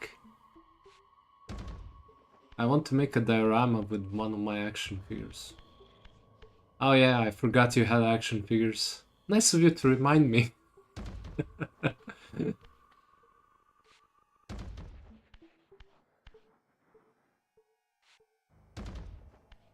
Some people just have everything, don't they?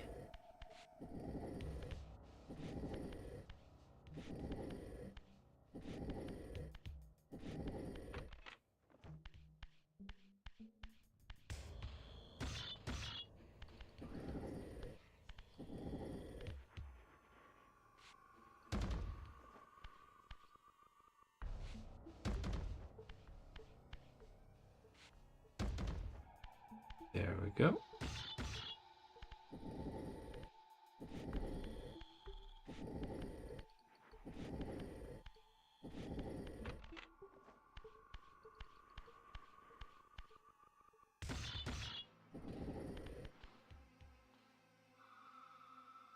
Let's see, is that the last one? Yes.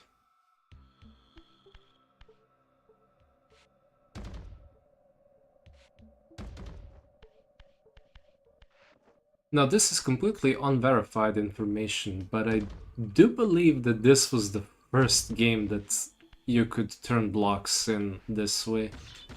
I didn't look it up, but it's the first one I remember that you could stack them, roll them. Before that, I think you just had regular blocks. Yes, we know, thank you.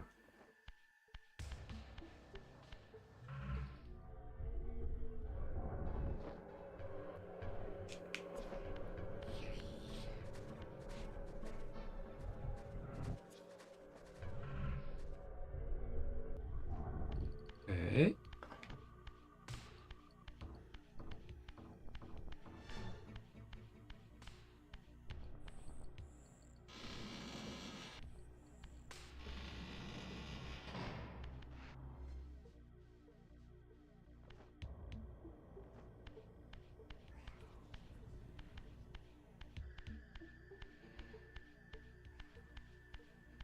I'm not going the right way, am I? I'm all jumbled up now. Pretty sure it was after going from Tomb Raider to this game I remember being shocked by the block flip. Yeah, when I started playing Soul Reaver now, I did not expect that to be a thing. So I was just scratching my head like, what the hell? How am I supposed to orient them properly? I honestly didn't think it was possible back then. There are many reasons why Legacy of Kain is so iconic. Many, many reasons. And why there are still so many of us who remember it fondly.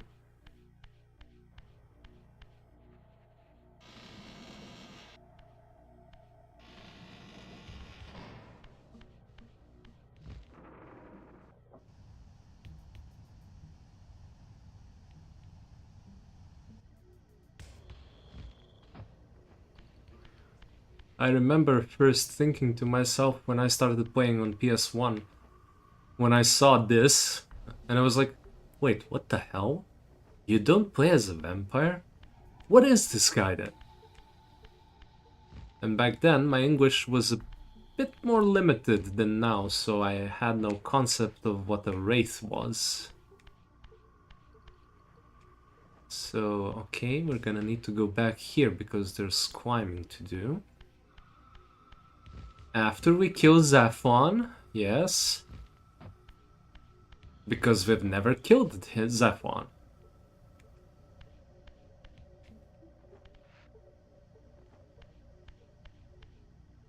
Oh, I lost my bearings.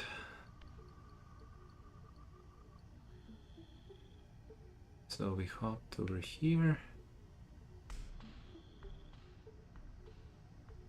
Yes or no?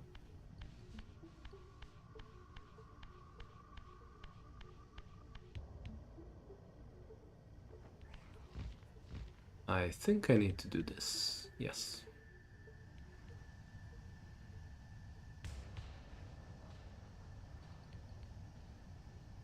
Hey, I just got a weird feeling of deja vu. Like all of this has happened before. And all of this will happen again. That statement is actually true.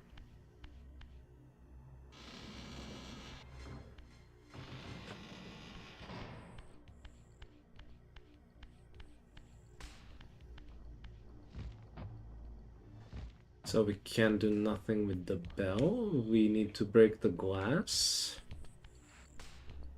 See? I know what I'm doing.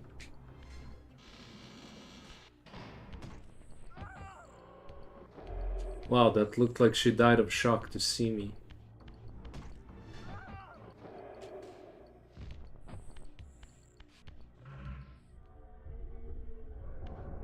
There we go.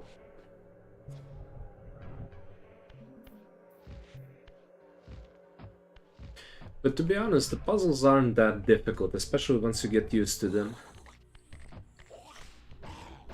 It's been a while since I played a game with such puzzles.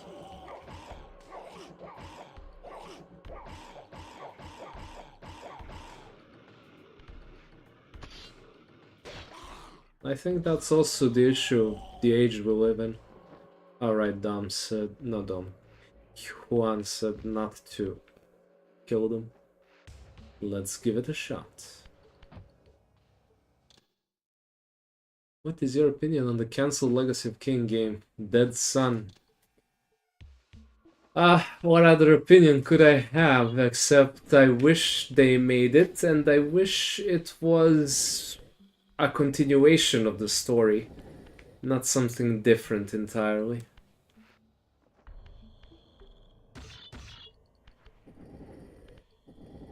Just don't ask me about the multiplayer game.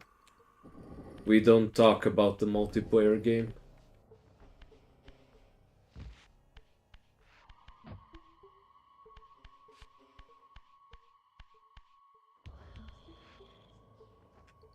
I was trying to find some footage, and I think I did way back. And it looked weird. The things I found.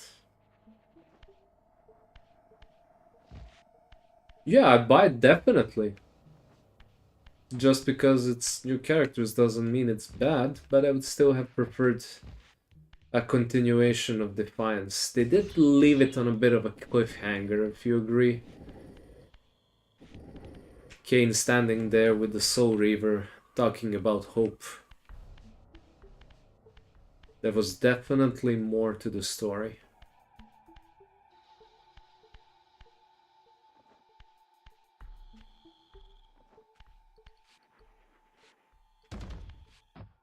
Whoa.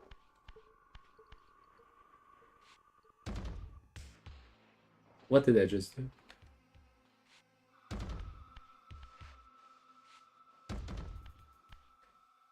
What was the multiplayer game called?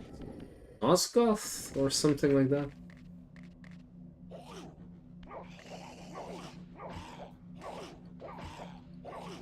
Okay, the right hand is not connecting.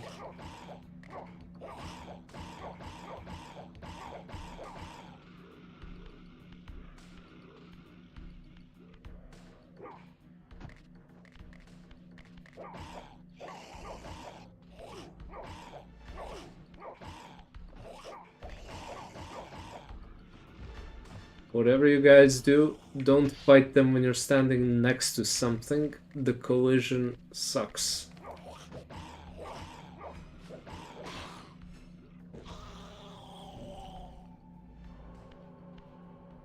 Reina Audron has a video on Dead Sun. I do think I saw something. It's been a long time since I've been actively researching the remains of the Legacy of Kain series. Not for the channel, I was just doing it in my own free time.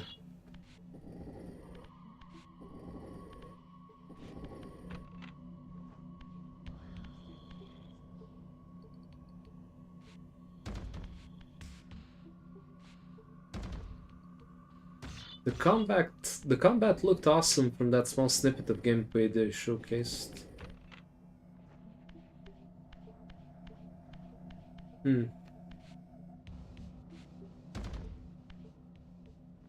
Well, I mean, the combat is not, to me at least, it's not the most important thing in Legacy of Kain. I'm not saying it's not important or that you shouldn't find it important, but to me, it's all about the story. Every game has combat, good or bad, but the voice acting, the storyline, the plot, everything about this is... I don't know how to explain it. I guess it was also the first time I played something that was a mixture of fantasy and physics, with the time traveling and all that.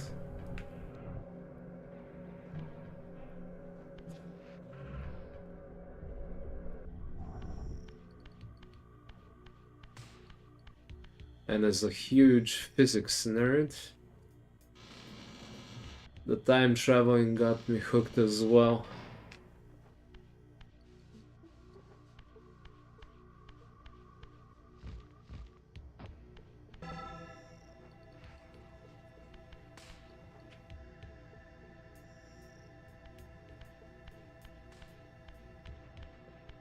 Did it do everything?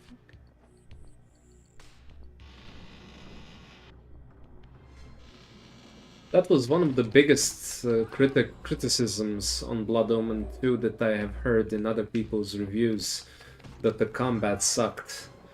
And I agree. I mean, I don't think it sucked as in it didn't work. It's that it was too easy.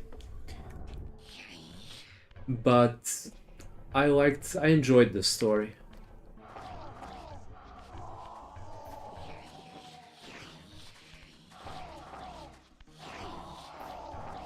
And if somebody gave me a fully functional copy of Blood Omen 2, believe me, that would be the next thing I streamed after Soul Reaver 1 and 2.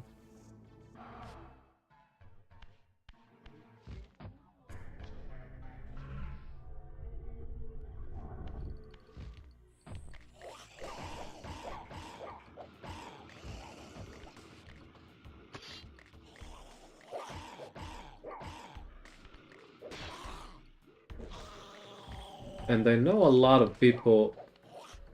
Well, I actually did a poll on that on my channel. A lot of people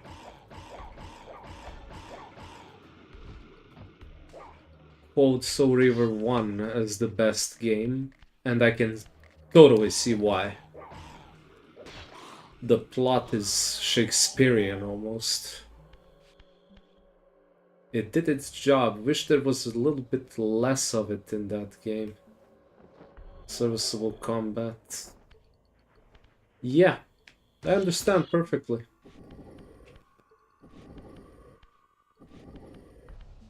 There is a few fan patches of Blood Omen 2. Oh, I'm well aware. It's just a lot of work to get it all to run. Not impossible, by any stretch of the imagination, just a lot of work.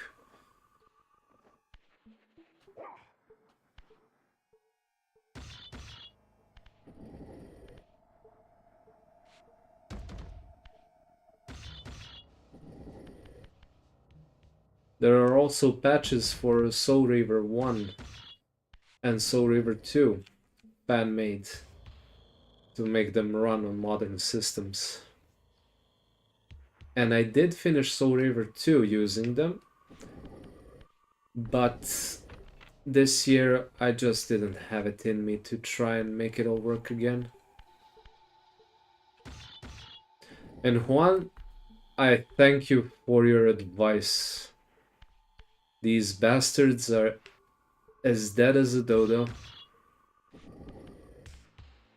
So I can do my puzzle in peace.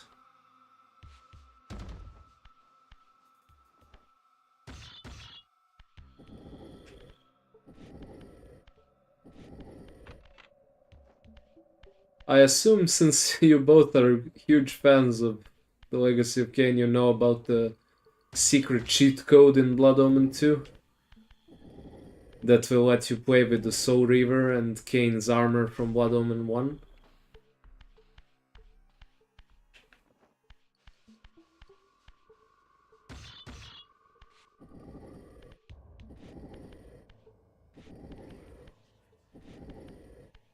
I remember wishing the weapons weren't breakable, although in the end I wound up playing with nothing but my claws. And then I discovered the cheat code, and that was in the era before the internet. The internet came to Serbia a bit later than in the rest of the world.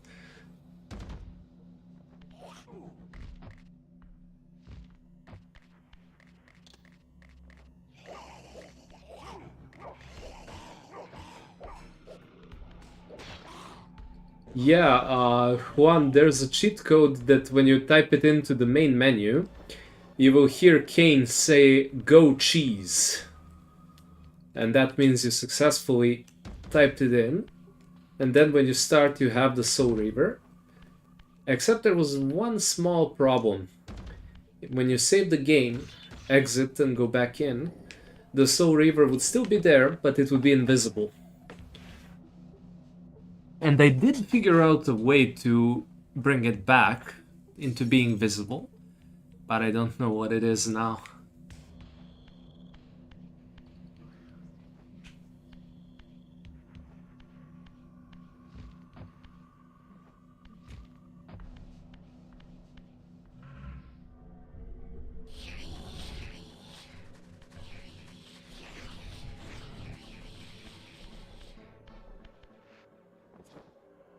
Yeah, they actually meant to put in some kind. I think I read that they meant to put in more cheat codes, but they had to wind up production, so that was all that remained. I think it was actually supposed to be like a new game plus type of thing, where after you beat the game, you could play with the Soul Reaver. And I think the cheat code still works. They had no reason to patch it out. If anything, they would have a reason to patch it in. Don't know why I went there.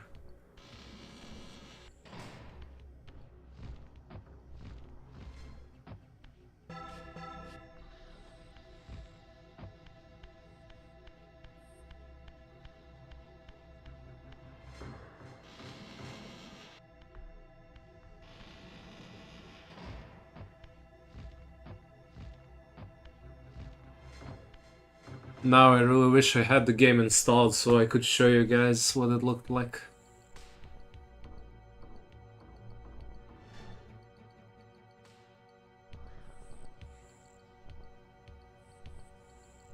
Let me see.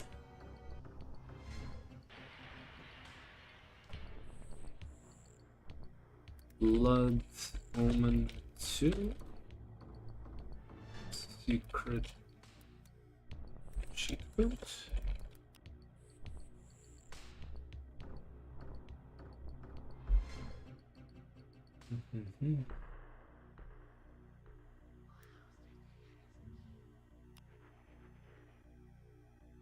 Legacy of Kain, Dark Chronicle, Blood Omen, cheat codes. Alright.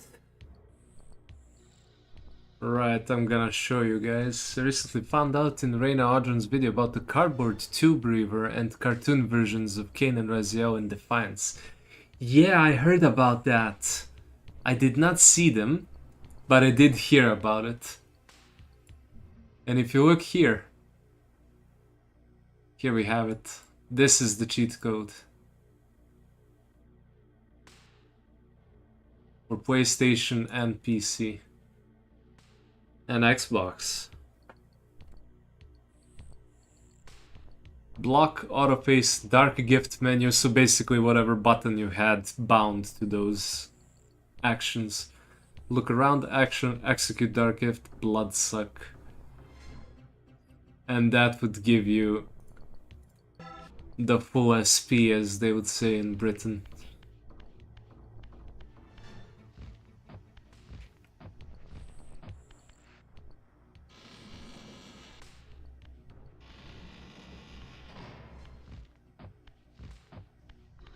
And playing Soul Reaver 1 really makes me want to replay Defiance. God, I love that game. Okay, we broke. Now we need to turn the winch. Yes, it's a winch.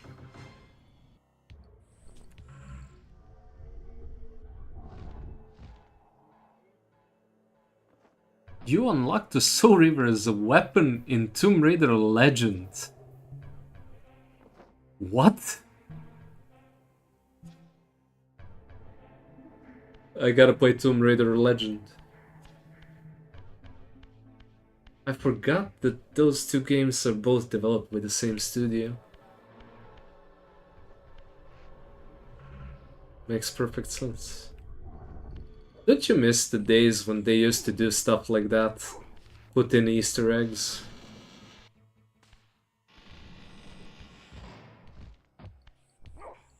I remember in Warcraft 3 clicking the crap out of every character just to hear the funny voice lines.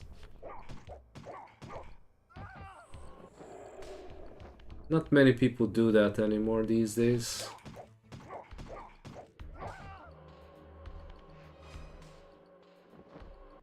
So you'd have Lara Croft and the Soul Reaver.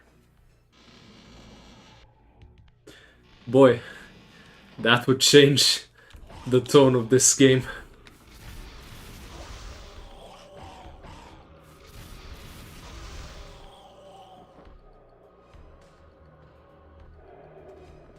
Yes, Lara, you are my Reaver of Souls.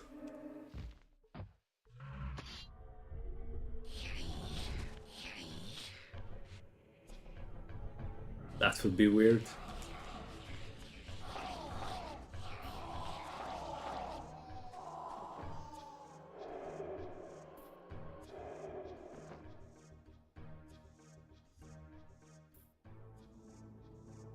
It's my... There we go.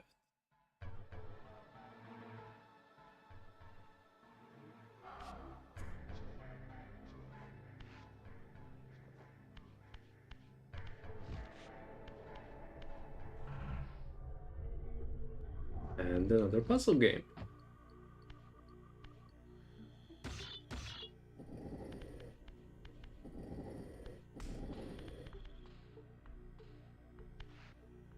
What do we need and where do we need it?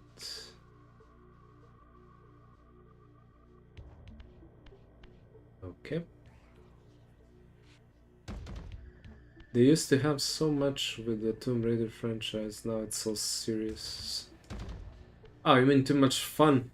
So much fun. Yeah, nowadays everything needs to be dark, gritty, or extremely goofy. No wiggle room in the middle.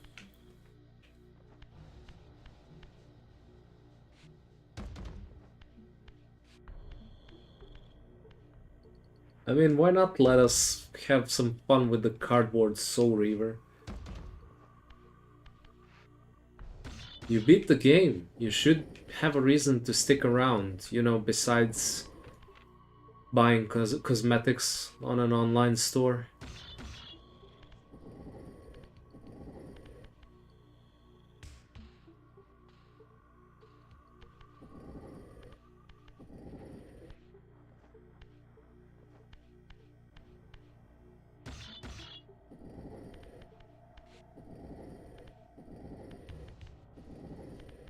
I didn't play too much of the Tomb Raider franchise. I played some of the old, some of the new. I played the first two Tomb Raiders ever. But I did enjoy the mechanics of the new games. But yeah, the story is rather serious. Which I don't get. I mean, it's basically female Indiana Jones. Like, lighten up.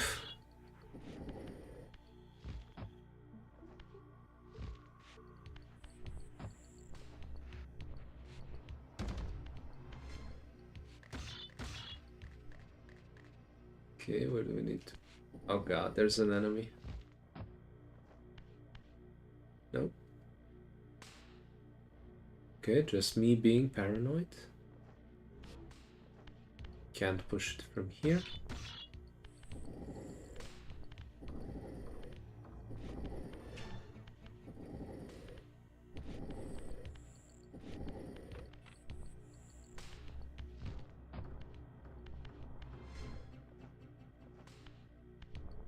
Now...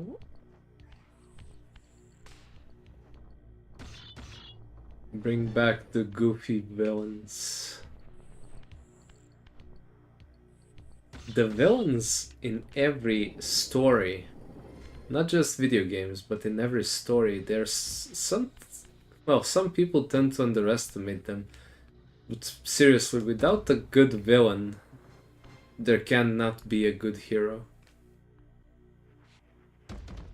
On Reina's livestream with Daniel Kavuko, he talked about how he put the Soul Reaver in as an Easter egg and a few little symbols that were eventually scrubbed out in a recent...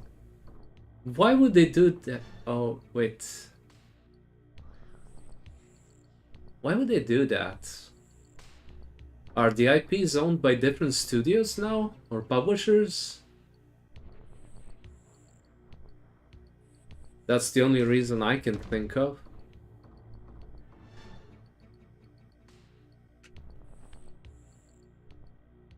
Why would they do that? That's just dumb.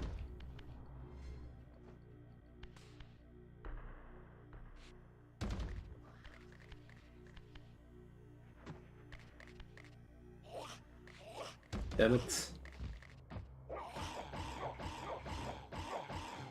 I need a pipe.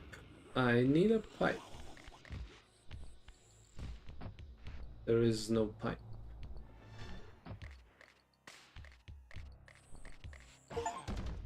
There we go. And again, Juan, thank you. This was all you, man.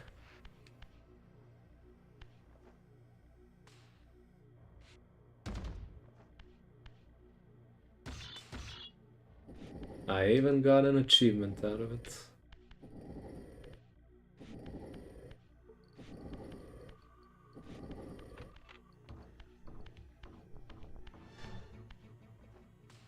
That was also quite advanced for Soul Reaver.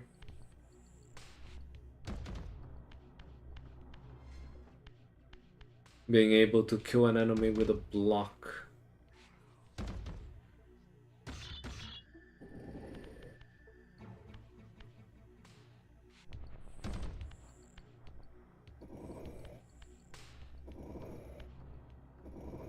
This game was truly ahead of its time. Wait, where am I putting this? Over there.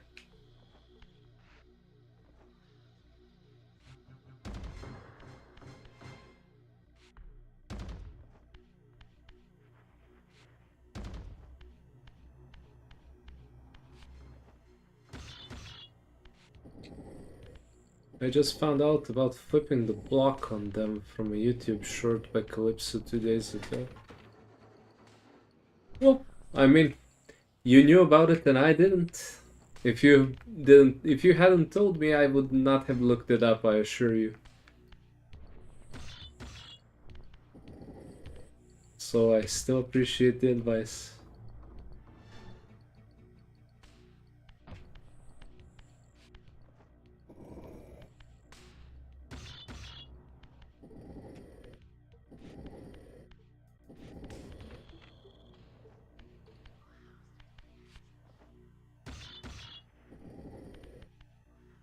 Okay, okay.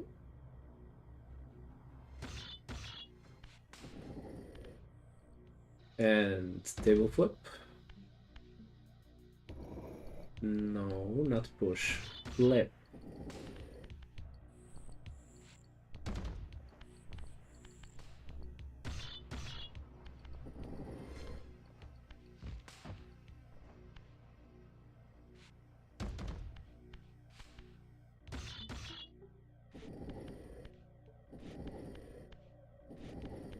And there's yet another franchise I just thought of that was all goofy. Devil May Cry. Any of you guys play that one? Well, those games.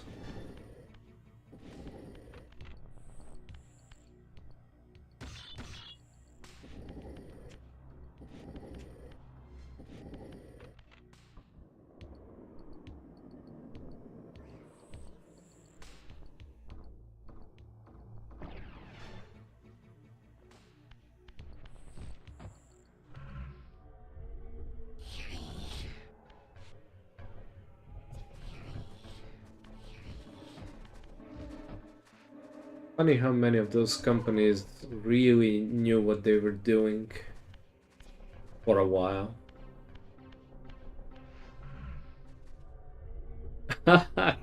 Oh, Dom, played the crap out of DMC 2.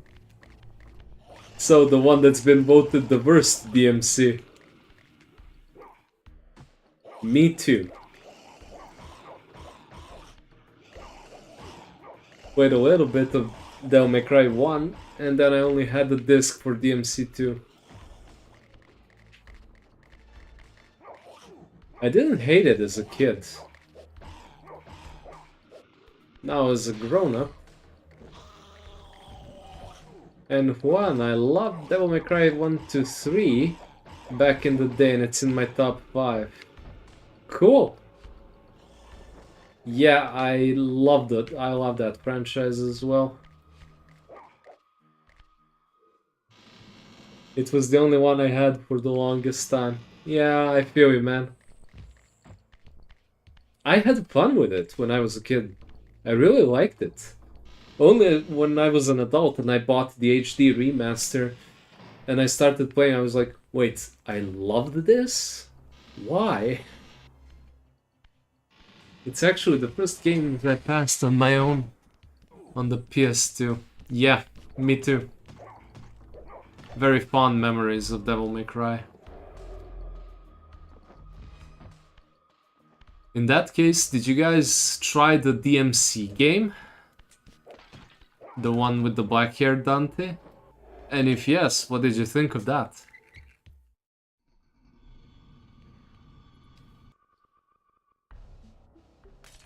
I'm just diving straight for the awkward ones.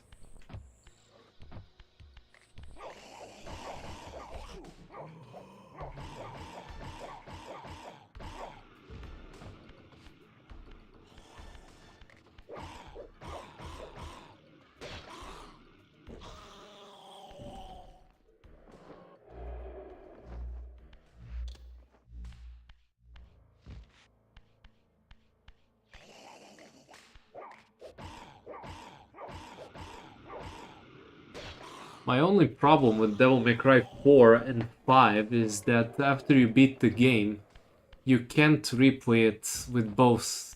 I mean, you can't choose to play every level with Nero or Dante in DMC4 or with any character from the DMC5. That was really bugging me.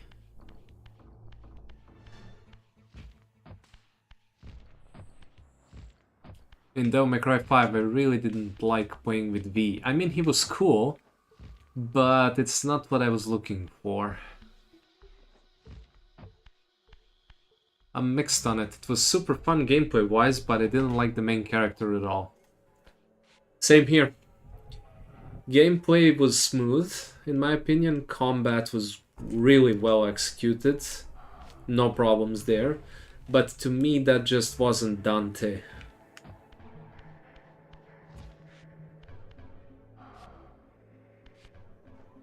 Although, I wish both games could coexist. Like, there would be DMC and Devil May Cry.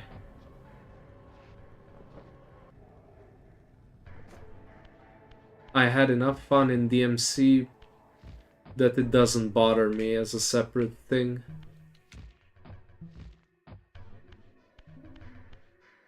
Yeah, exactly. The combat system was awesome. It was very cool chaining attacks. Angel weapon, demon weapon, standard Sparda sword. It was all really good. People still make videos of the ridiculous combos that are possible in that game. Yeah, I thought I would hate it, as I'm a huge fan of the original guys. But it was a good job. But again, gun to my head, if you made me choose, I would go with the originals every time.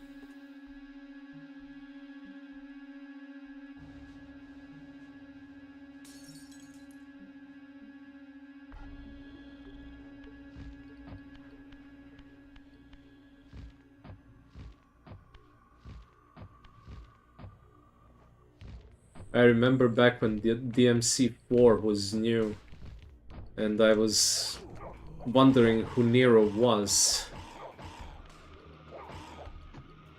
And then I saw the Yamato respond to him, and I was like, oh my god, he's Virgil's son! He's Virgil's son! And some people still fought me on it, so when DMC5 came out, I made it kind of a point of pride to go around and say, see, what did I tell you? What did I tell you?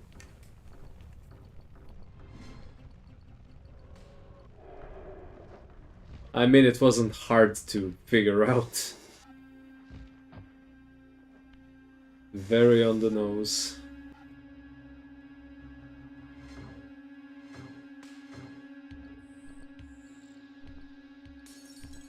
We've never been here. I wonder what's gonna happen next.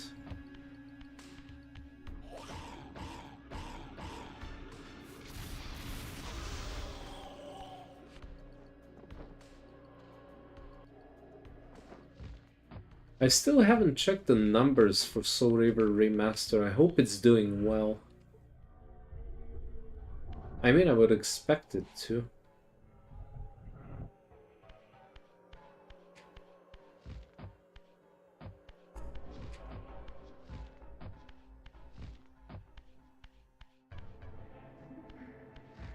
Wait, there has to be a portal here somewhere. No? Okay. But you were also able to do combo attacks in Defiance as well. I'll give it a chance. It was a free monthly game with the PlayStation Plus subscription a long time ago. Oh, you definitely should. Don't expect Dante to be anything like the OG one, but there was nothing I hated in the game. There were some quirks, but nothing I hated. The only problem I had back then with the game was that I thought it meant there would never be Devil May Cry 5. After that came out, all problems solved.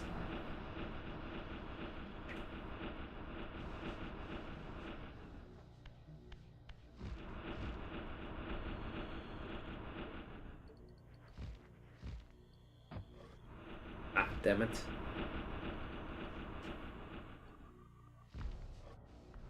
Seriously? I couldn't do this on purpose.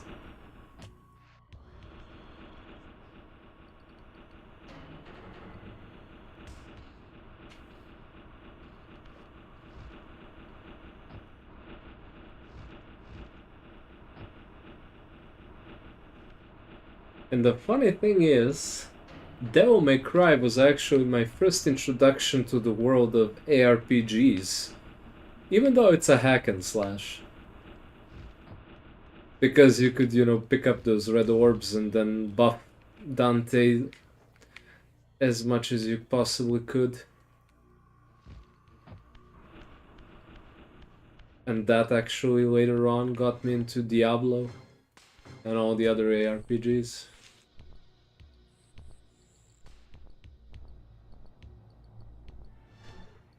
But the Devil Trigger, man.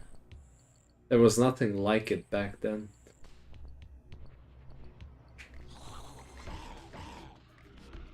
This sold more than they expected. Give it 6 months and it will get a physical copy. Yeah, if there's a game that I'd want a physical copy of, it would be any of the Legacy of Kain's games and Baldur's Gate 3. I know there is a physical copy of Baldur's Gate 3. It's just kind of pricey for me at this point. But as soon as I'm able. That game deserves all the love it can get.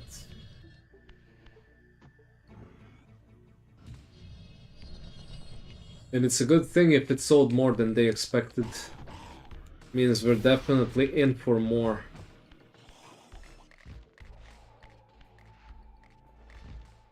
And that makes me so damn happy.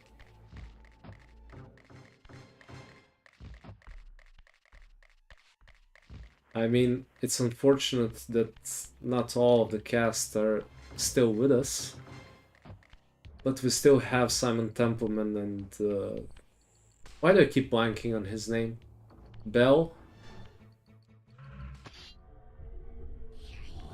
The voice of Raziel. Now is the time to make more Legacy of Kain.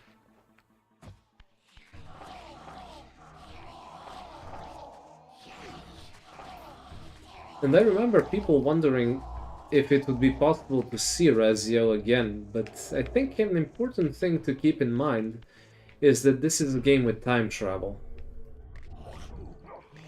And the magical sword.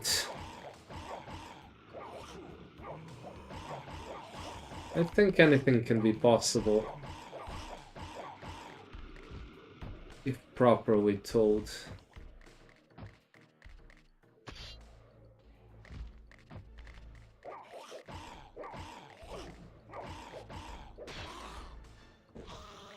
Stick around.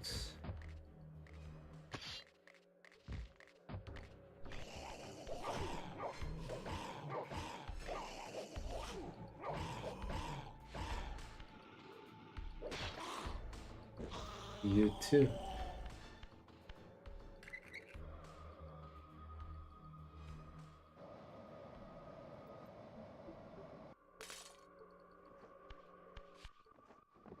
I may as well. Nope.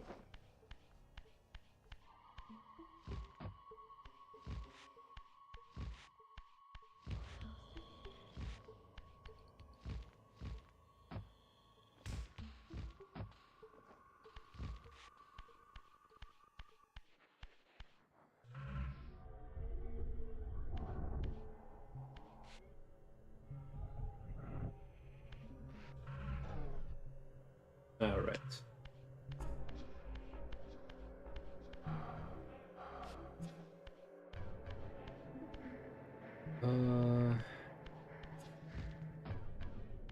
Any souls? There we go.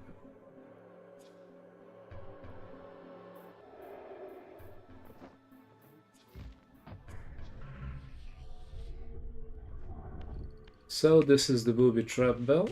We do not want to ring that, no sir. And we also don't want to fall down like a dumbass, but hey, things happen.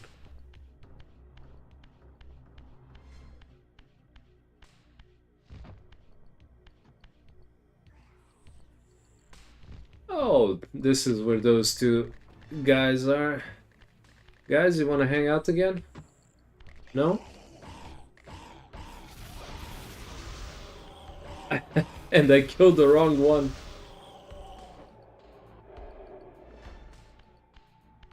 Even better, actually.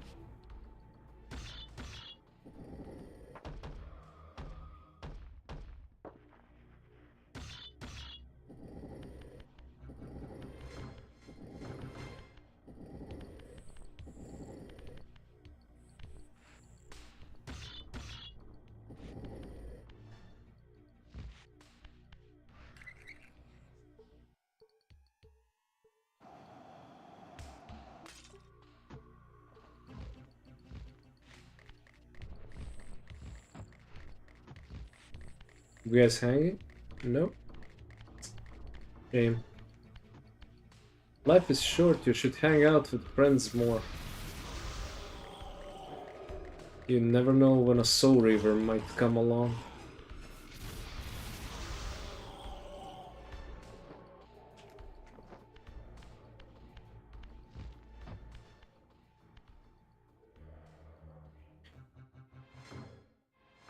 Alright.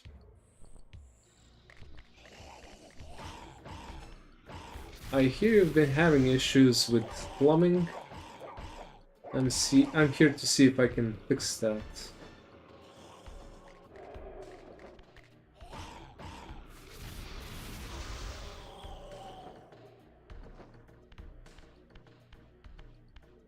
Let's move on.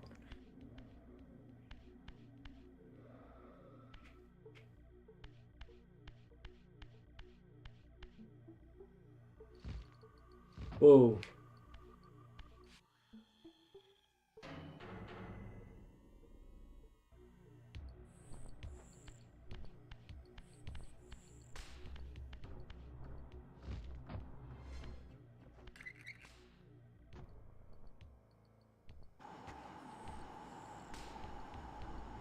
Okay, there's the third nozzle. And in the immortal words of, I believe, Turiel, will be finally free.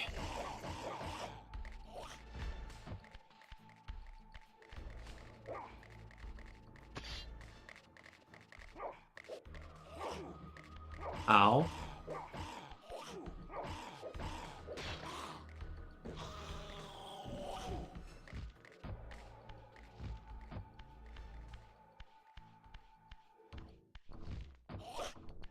Hey, my dude. Goodbye, my dude. Damn it.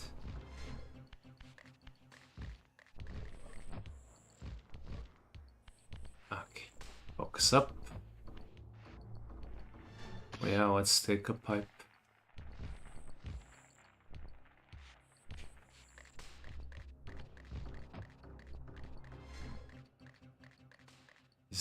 Is the stream lagging?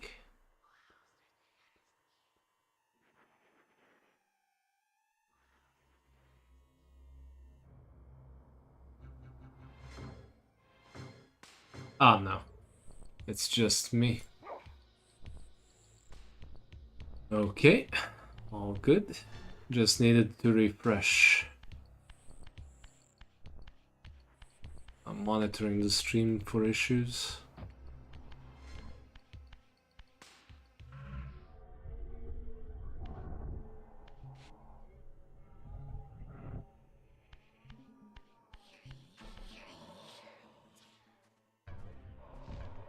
Hey, boyos.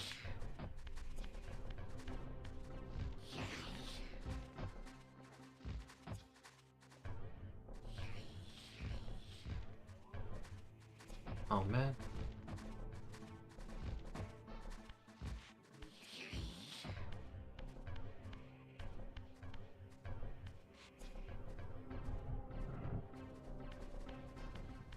Yeah, I think it was just me.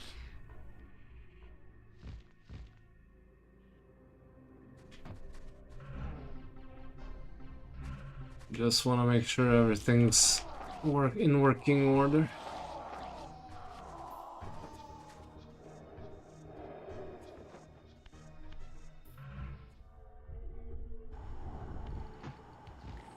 Hey guys.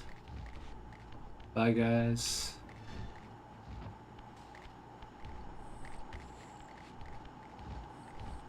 God, their footsteps are so annoying.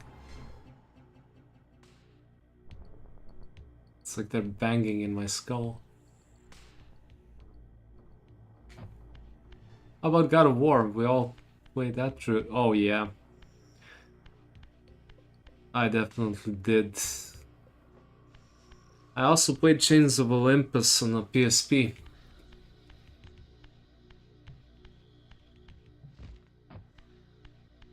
Loved every single one of them. The boss fights were so epic. Oh, you're mixed on the new ones, Dom. What's the problem? The way they changed Kratos, the way combat feels, the fact that it has a boy.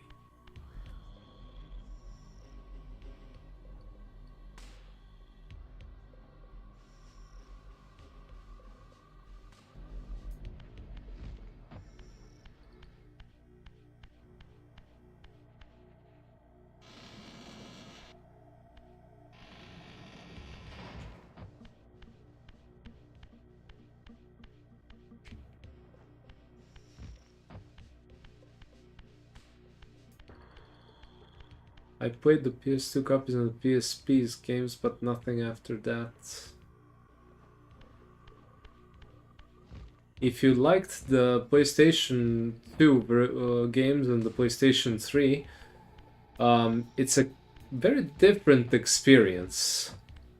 And my personal take on it, I loved it. I was ready to hate it. I expected to hate it. But God of War 1, the new one for PlayStation 4 and 5, was one of the best stories I've seen.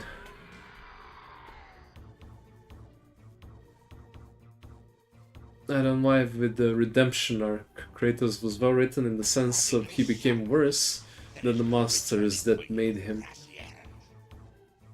Zephon, your visage becomes you. Okay, we've all seen this. Worse than the mustard. Yeah, I get that.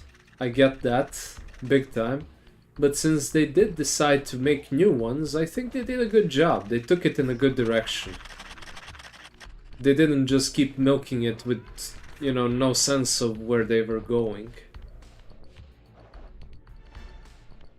Yeah, the combat was toned down, and, well, there was less jumping, definitely.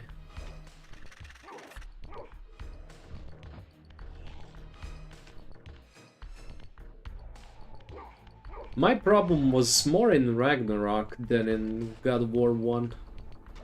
Because Odin didn't feel that godly to me.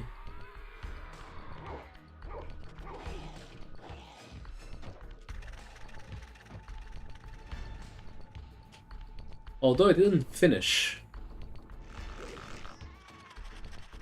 Not a problem with the game, I just didn't feel it at that moment.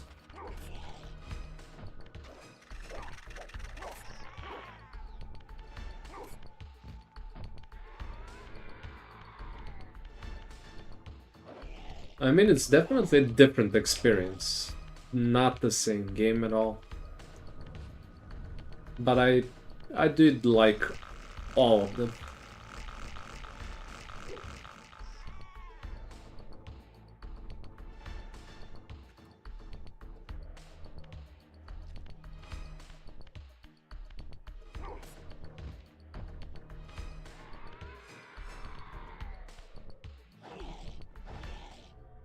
I really wish the franchise ended with 3. Okay, I just don't think everything needs to be a good ending sometimes, and I thought 3 ended on such a brutal note, and it hit me pretty hard. Perfectly understandable point. Perfectly understandable.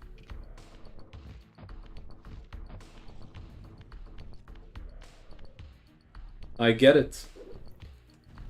I'm just glad they didn't mess it up since they decided to keep making them.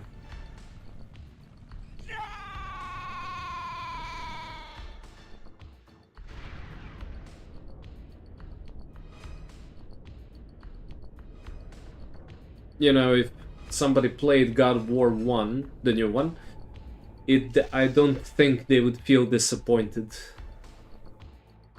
Consuming Zephon's apostate soul has bestowed on you a new gift.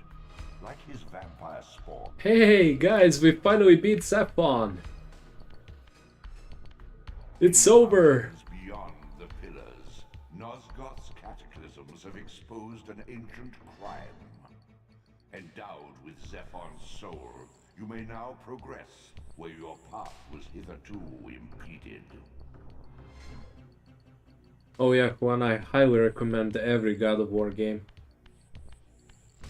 They're very fun. Cool story, very cool boss battles. Actually, it was unimaginable to me that they could do that on the PlayStation 2. Because the scale of some fights was just epic.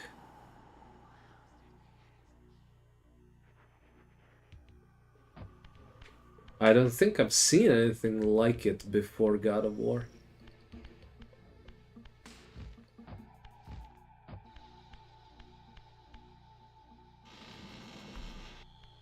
I know I'm in the minority when it comes to not praising the new ones, but that is just how I feel. Oh, that's perfectly fine, Dom. I mean, I'm not judging. You're, of course, entitled to your own opinion. It's perfectly fine to disagree. Yeah, I get it. Get it. In every right, I just felt off playing them. Yeah, I have games like that.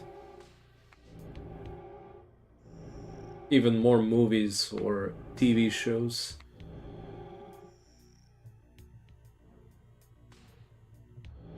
That's why it blew my mind having it run on the PSP. Indeed. Indeed.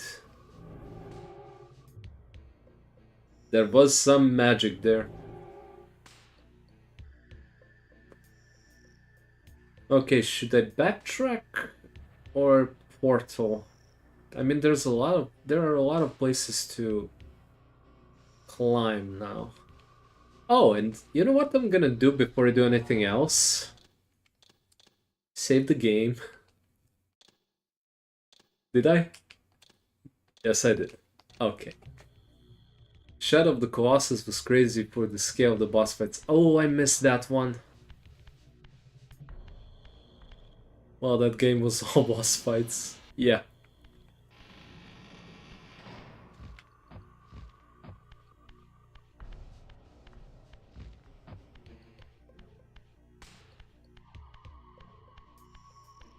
I feel like, and this might just be because, well, we were teenagers back in that period. I think that the age in which we used to play games as teens was one of the best, if not the best, simply because it was still a new area, and there was a lot of experimenting going on. I remember on the PlayStation, I mean, PlayStation 2 also has the biggest library of games, I think. At least out of every PlayStation. That's a given. But there are some very weird games and some very cool ones that would not be made today.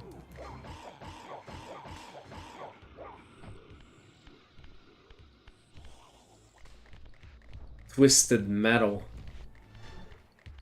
for example.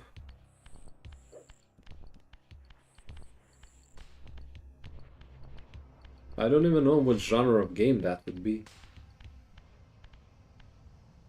Third-person car shooter? Easily the best. If people weren't around or gaming at the time, they truly missed out. Yeah, I feel that way. Definitely.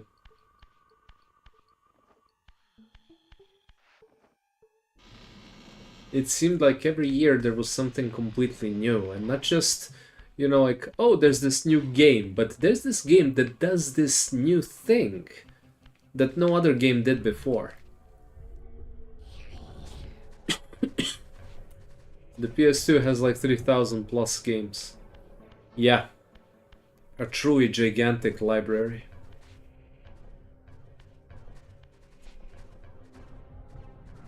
And people play a lot of them and know about them. That's what's even more impressive. I love Twisted Metal 3. It blew my mind when my brother let me play it. Yeah. I feel that in a very personal way. Twisted Metal 3 was the first one I played.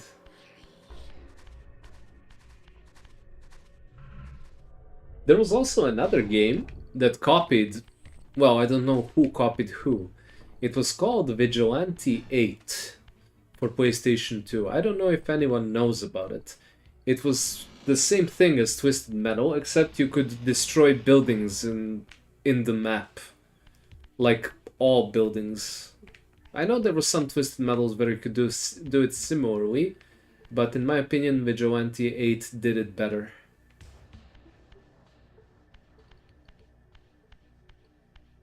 Might actually do some reviews of those games for my retro game playlist. Can't believe I just said that PlayStation 2 games are retro.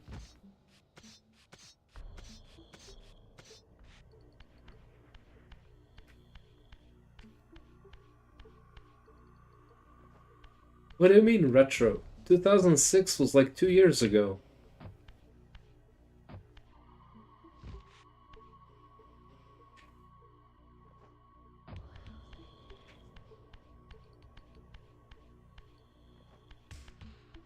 Vigilante 8. I'm glad I'm not the only one. Whenever I mention it here, nobody knows what the hell I'm talking about. That game was so good to me. I really loved I know there was a Las Vegas map. And I loved playing it because there were so many buildings to blow up. Wow, he did a switcheroo. He just went, no, you. And I think we can't go here because I need to break the glass. He can climb too. I didn't sound the organ.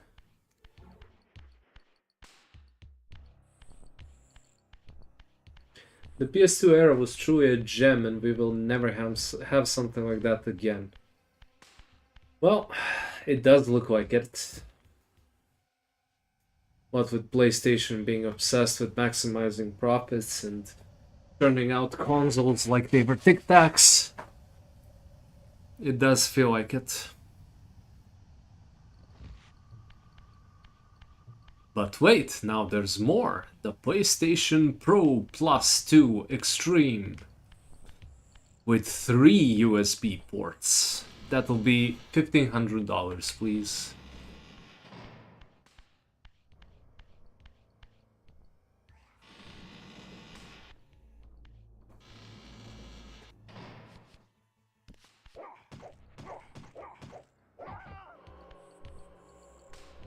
There were games called The Getaway, and they completely recreated London in the game. People could find their houses in that, apparently. Well, that just goes to show how much can be done even if you have very little in terms of technology available. I knew this was climbable.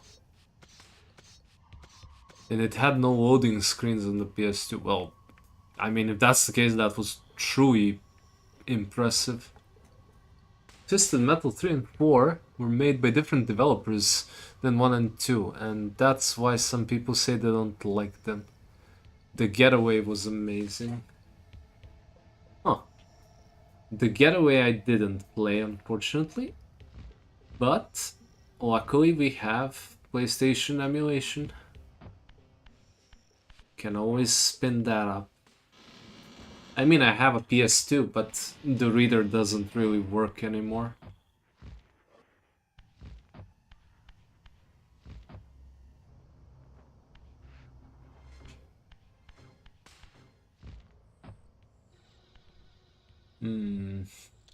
Where was I supposed to go?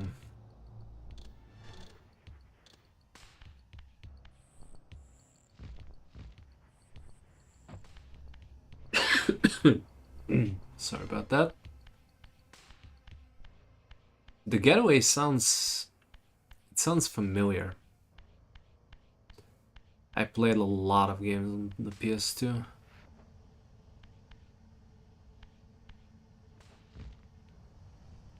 Don't know if that I played that one.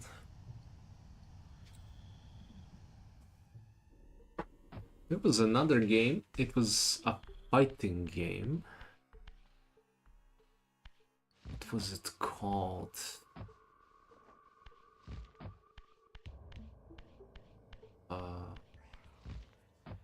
Can't believe I forgot it.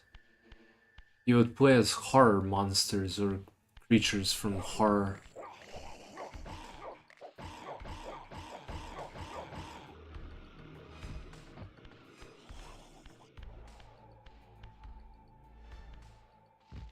The Getaway nailed immersion game had no HUD or map in the OG. It instead came with a physical map you could use, and when you were driving where to go was your car would indicate. Huh. Just here's a map. Find your own damn way. I thought you were a pro. Well, a pro is a relative term. Pro in what? For how long? When?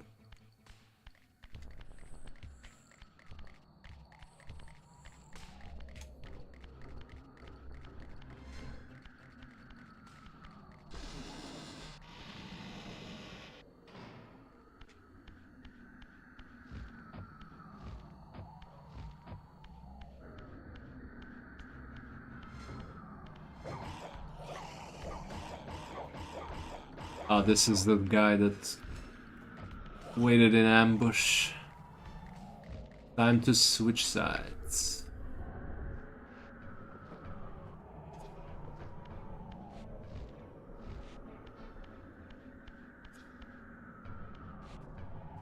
That's a quote from The Getaway.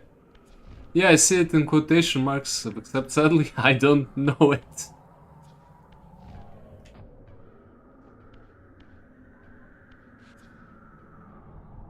Jesus, I've seen the review for that game somewhere. Can't remember it.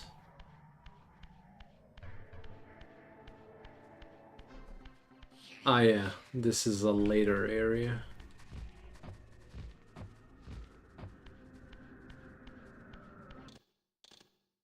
Save yet again.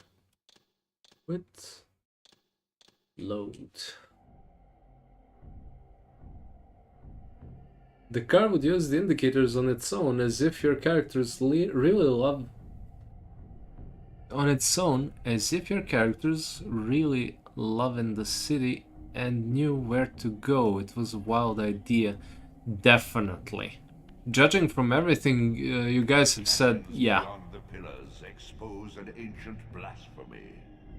Having devoured Zephon's soul, you may now gain entrance where your path was formerly blocked.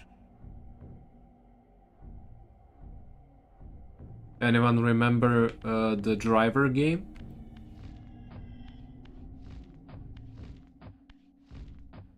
That was my introduction to GTA.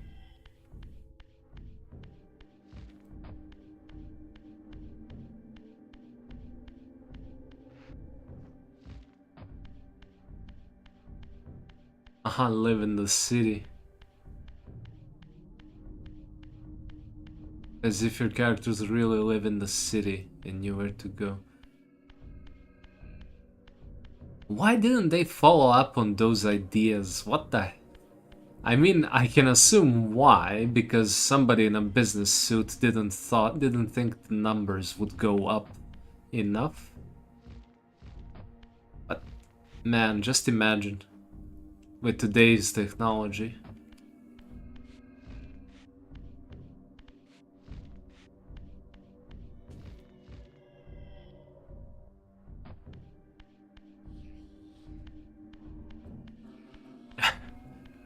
Bugged. I remember, the thing I remember most from the Driver series is the collisions. It was the first game I saw that you could actually destroy your car in. So instead of playing the game, me and my friend would just see how much damage we could cause. And then we discovered the... I don't remember what the name of the mode was, where you would have to destroy as many vehicles to get the high score.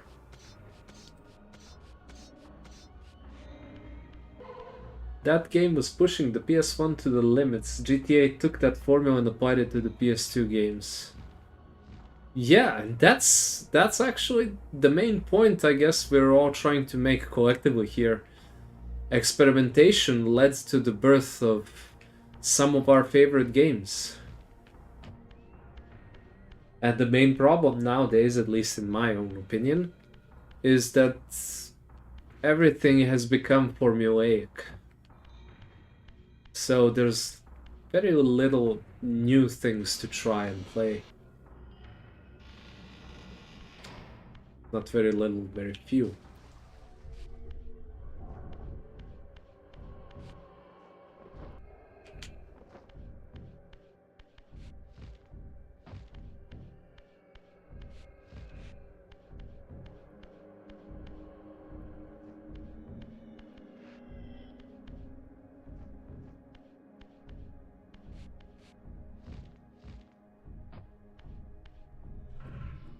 Like, I've been...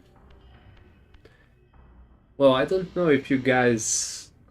There is no experimentation, it's just a copy and reskin of the same games. I see we agree. Yeah, I'd say like 90% of what goes on now is literally that. Maybe even more. Yeah, I get it. In modern gaming, definitely.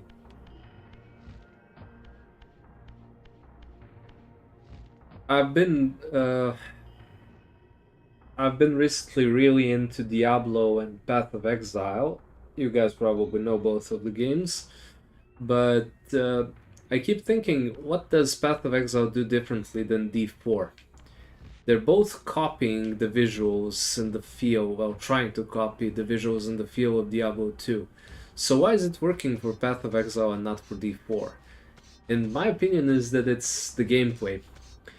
The devs behind Path of Exile are asking themselves what would players want to chase after in order to stay interested in the game.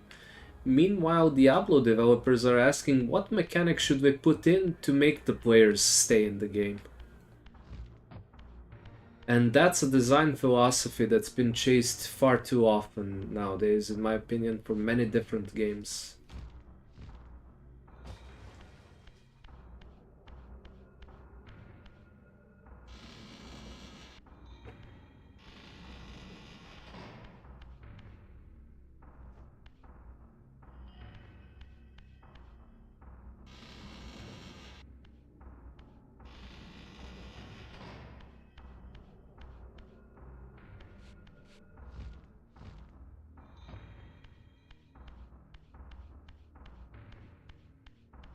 And now I started blabbing too much and once again lost my way.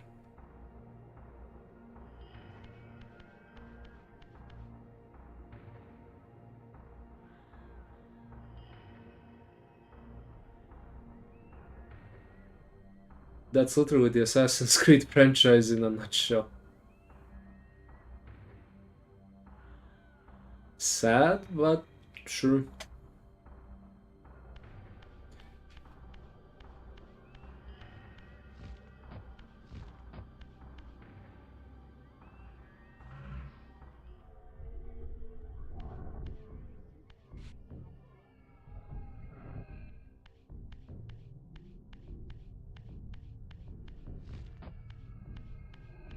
I remember when Assassin's Creed 2 was new.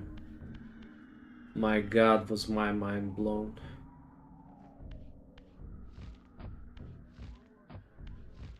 AC1, it was okay, but I mean, well, yeah, it did leave an impression. Assassin's Creed 2, mind blown. Brotherhood, even better.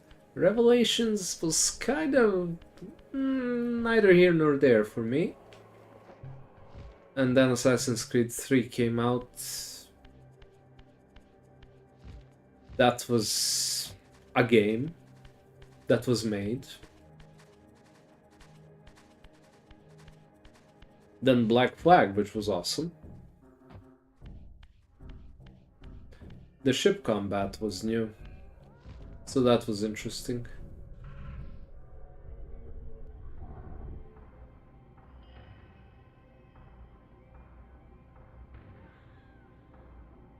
I didn't play Assassin's Creed Rogue. I think to this day that's the only one I didn't play.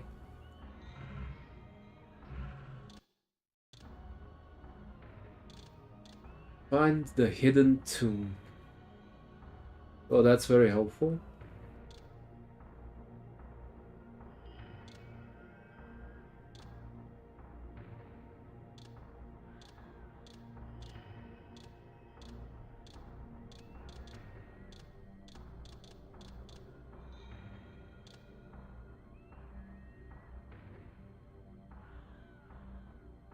How do I get to the abyss?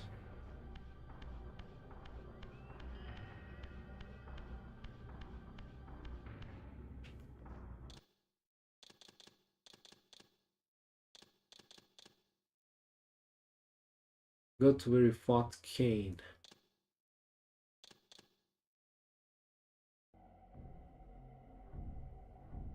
Ah, to the pillars.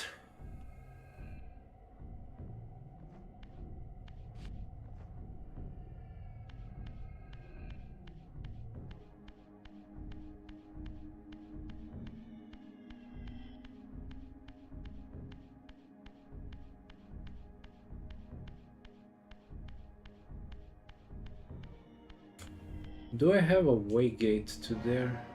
Somewhere close? Raziel Stronghold, maybe? Would be faster.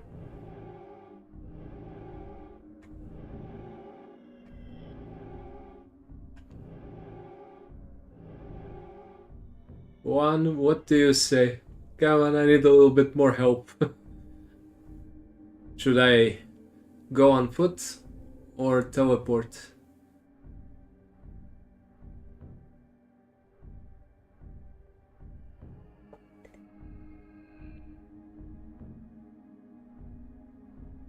The first gate. The first gate would be...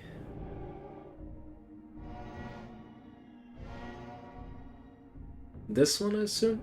Let's see. I guess so.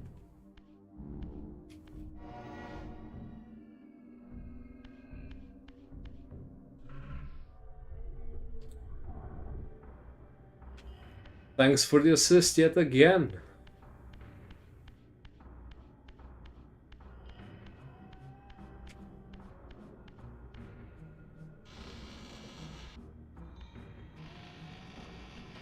You've been a lifesaver.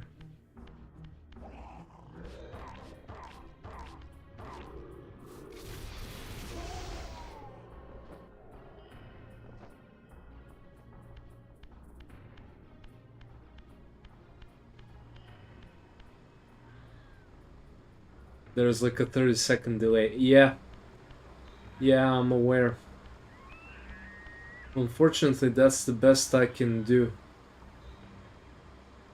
At the moment, at least until I upgrade.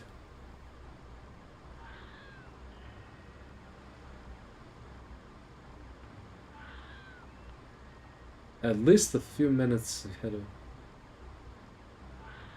Go to the opposite way. Excellent. Nice to know I'm going the wrong way.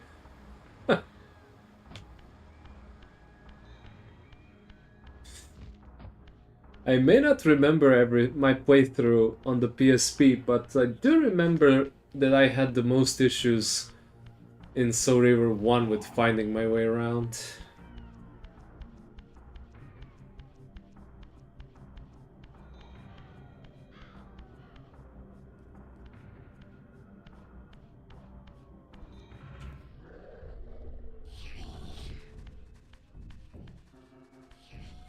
Yeah, it's here. With the huge emblem of Kane's stronghold. In case it wasn't clear to me enough.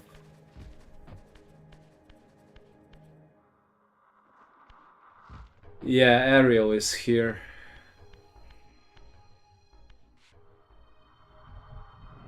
She was the first scion of balance, well, the one before Kane, if I recall correctly. It's been a while since I took a dive into the lore. Kane was supposed to sacrifice himself in order to maintain the pillars of Nosghoth. But knowing what he knew, he declined.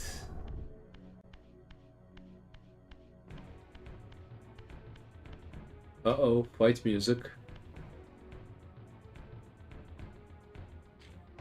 Like a corpse in a shallow grave, corruption rises to the surface. Beyond these pillars, the defiled victim mutely screams its outrage.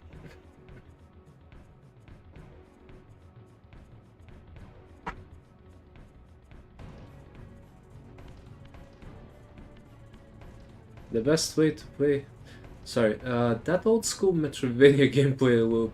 Pretty much the best way to play the digital version is on the PS Vita. I remapped the camera to the right joystick. Yeah, the PlayStation Vita. To this day, I don't know why it failed. It felt like a cool little device.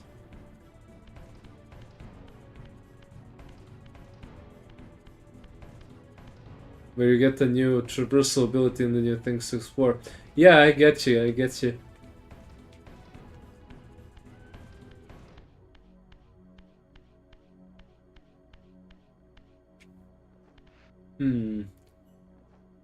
Left or right?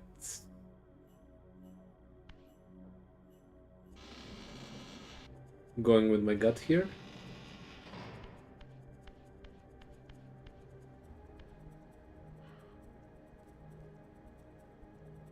Mm-hmm. Okay, let's go and check what's on the left.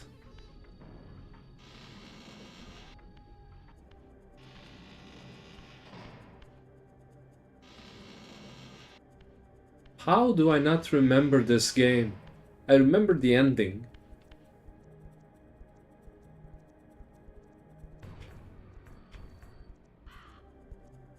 Hmm.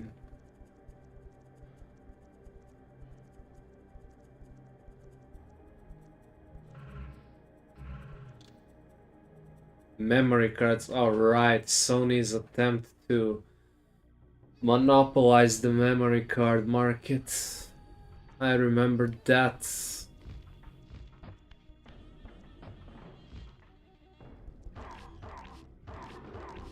I actually loved their phones. Back before Android became a thing.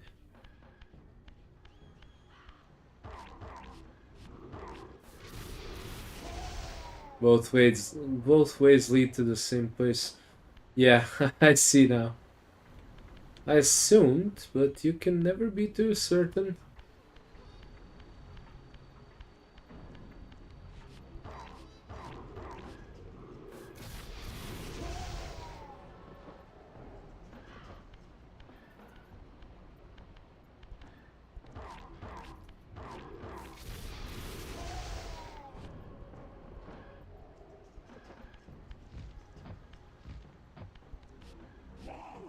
Wow. That was bad.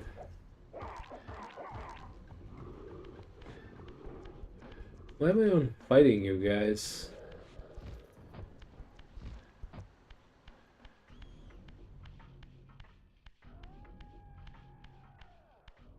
The ancient tomb of the Seraphim, once impenetrably sealed, now ravaged by Nosgoth's upheavals, its mysteries lay exposed.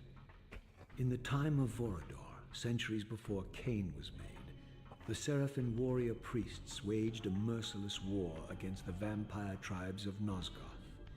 Emboldened by righteousness, they committed unspeakable and indiscriminate acts of violence, massacring fledglings and ancients alike. They decimated entire bloodlines in mere decades. Now their husks lay here, murderers enshrined. Oh, Raziel. Still so much to learn.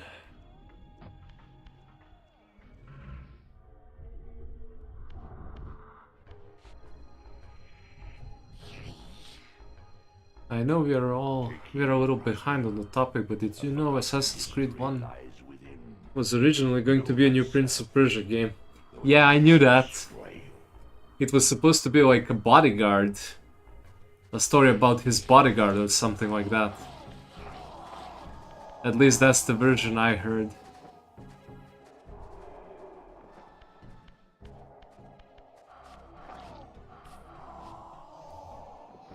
And now that you mention it, how good was a Prince of Persia 2?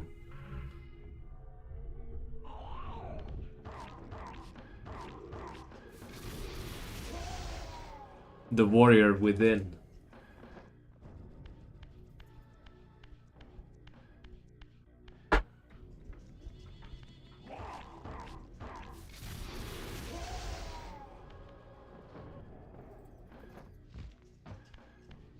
I even saw some gameplay from that before they turned it...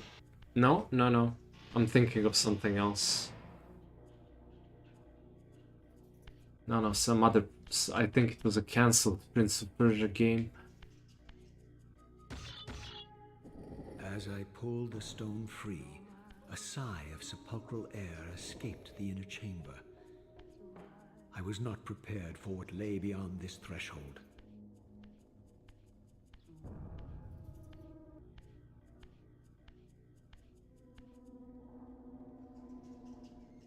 And now the revelation.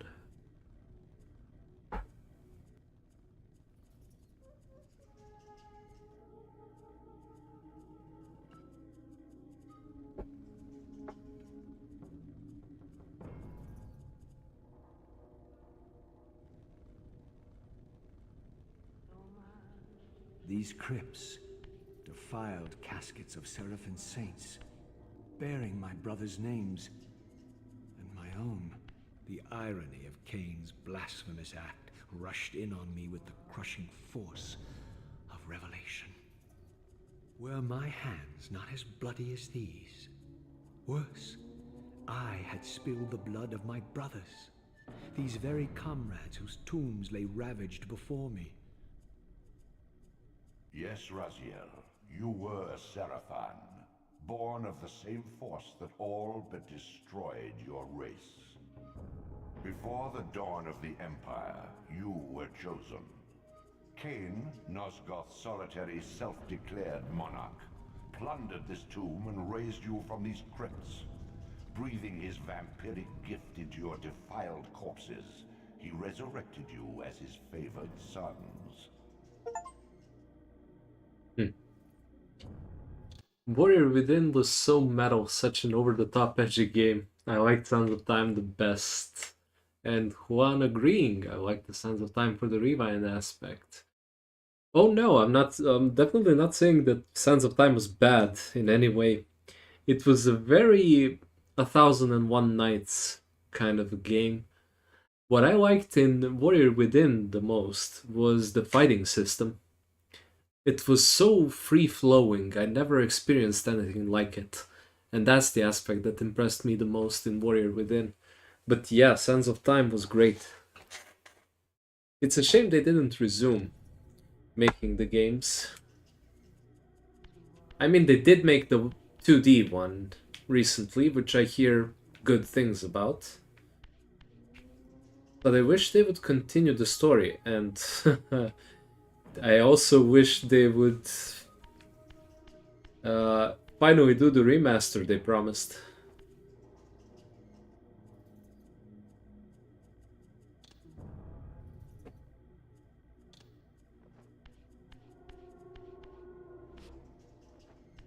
Find the hidden tomb.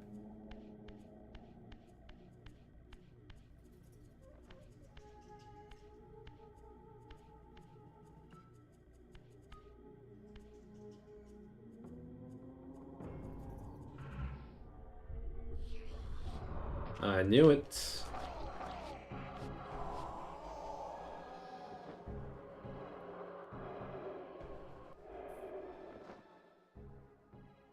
Oh, I forgot about that. To spin on columns with the sword. I even forgot about that. There were so many different moves you could make.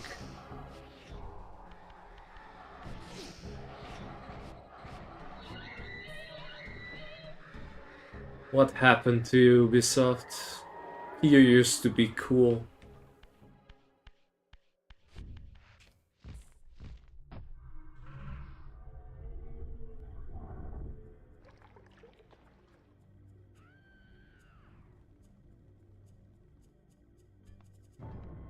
And who is this?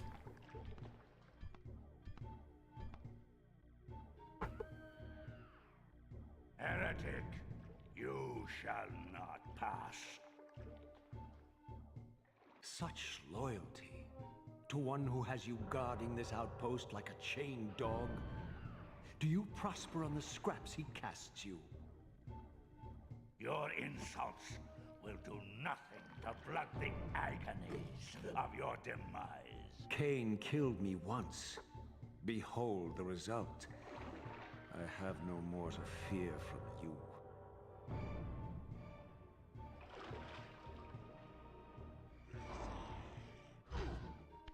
Hey, that was very nice.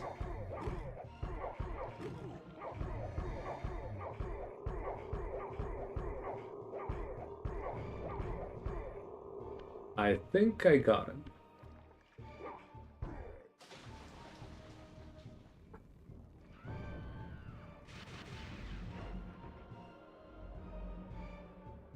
Telekinesis? I assume. This relic has infused you with the power to compress and manipulate space. As your symbiotic weapon, the Soul Reaver is also thus enhanced.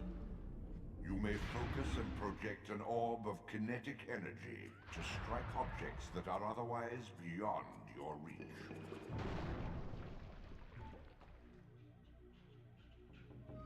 Press Y to shoot.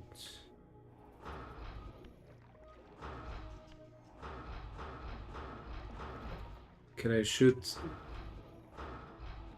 Ah, there we go. There's the system I know.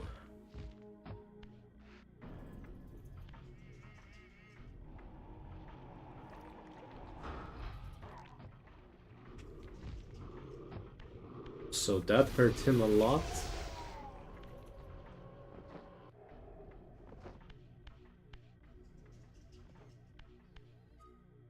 Let's see where we're at.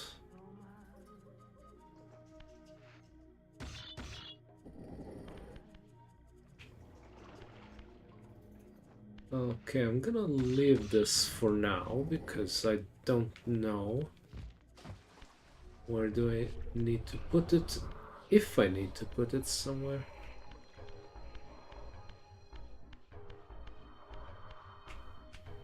Moving on. All right.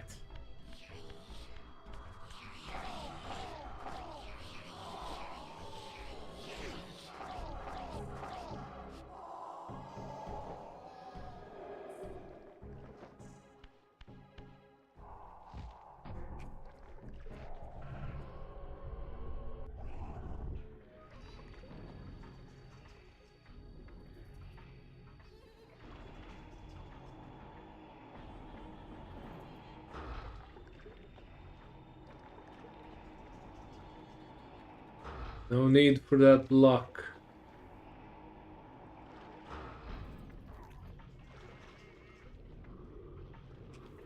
Gotcha.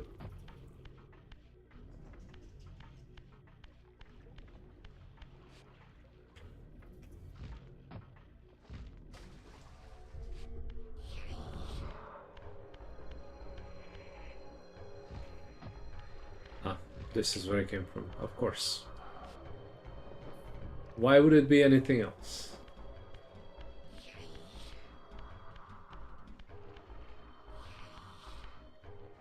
Okay, so this is the bottom of the pillar we were on.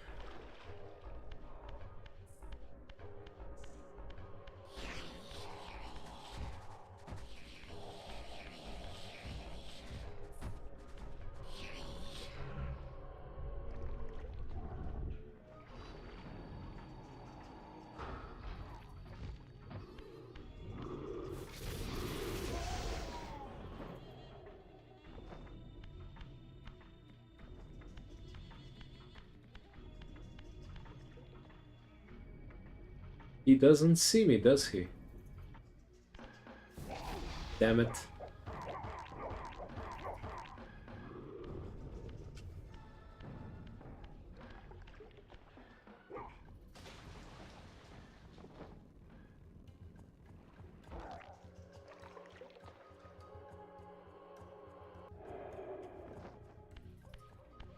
Recharged.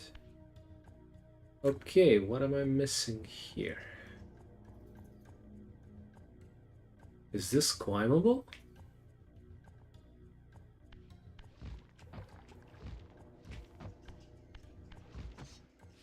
But of course it is.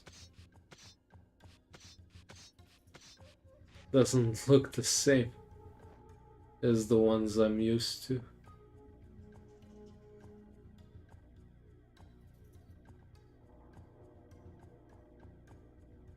There's a block. Ah, we can use telekinesis to push the block down.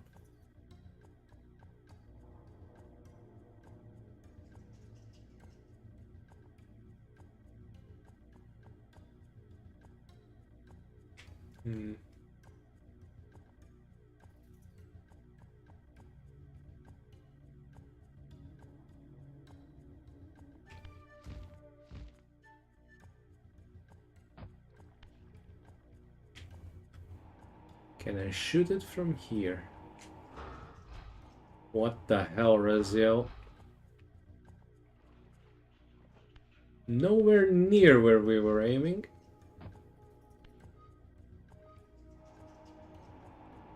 Okay. There we have it.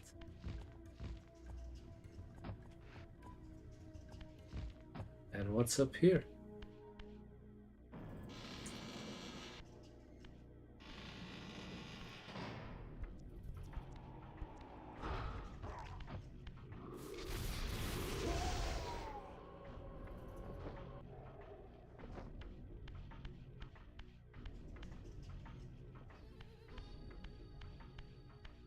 So many ways to go.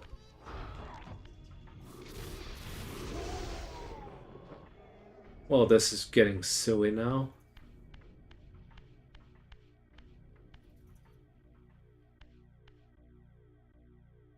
What is this?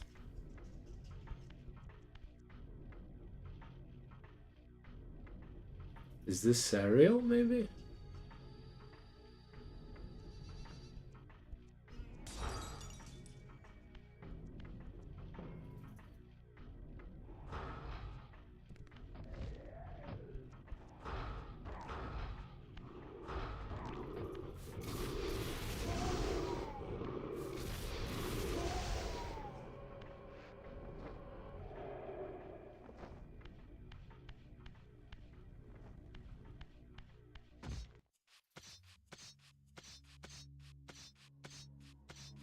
If I recall correctly, you don't get to fight all of Kane's lieutenants here.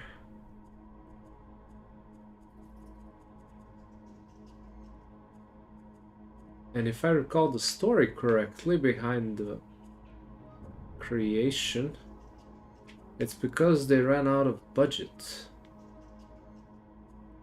It's why Turiel is in defiance.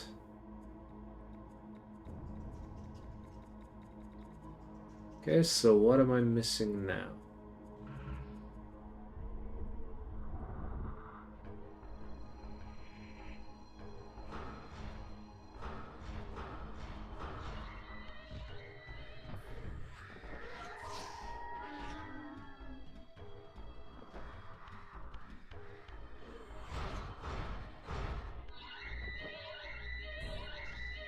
Does the graphics toggle change music in the game, or does this game just hold up very well for the time? No, it doesn't change the music. The sounds, the music, that's all the same. So yeah, it just holds up. What am I missing here? Probably a skill I'm missing.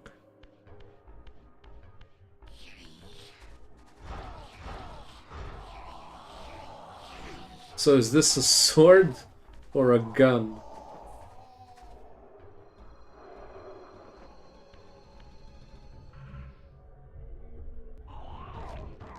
I'm sorry, Wraith Blade.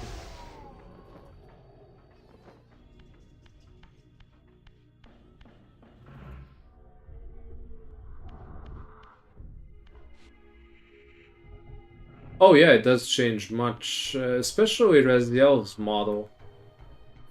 As you can see, you can change it at any time. So this is the OG Raziel, and I'm gonna switch it. The new one. His model is spectacularly more detailed than before.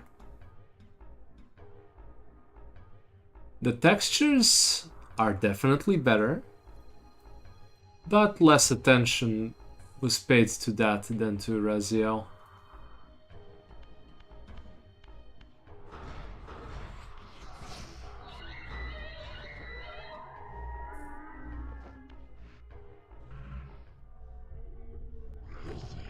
I knew it.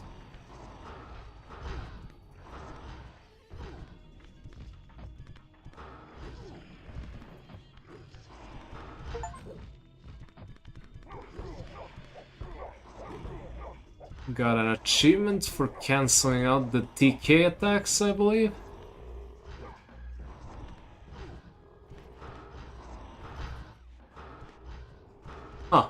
Didn't even know you could do that in this game.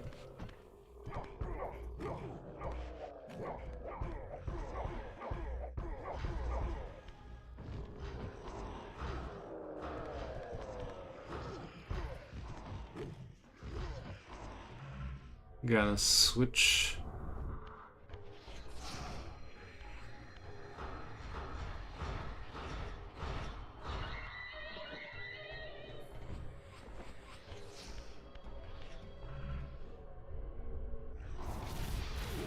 Damn it. These guys do be tough.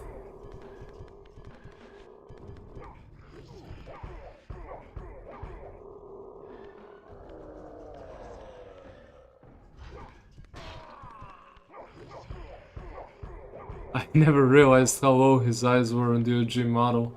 They like peep out of his cape. Yeah.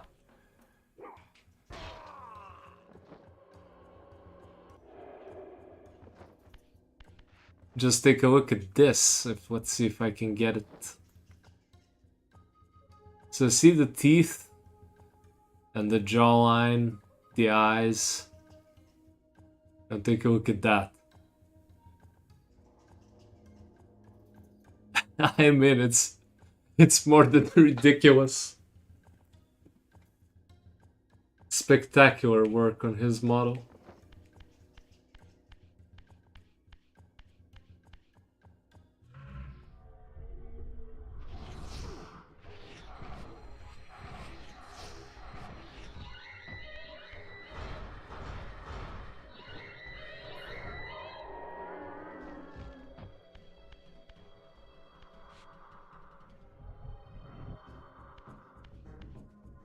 Okay, what have we got here?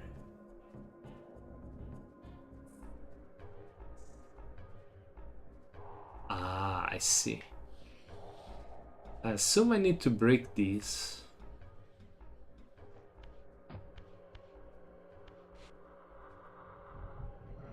Did I even play this game? Like, seriously, how can I not remember? Ah, there is an open one. Well, now that we're here...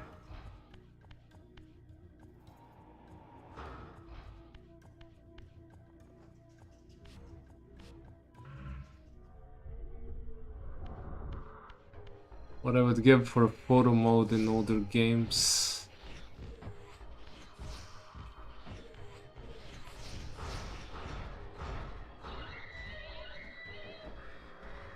Indeed.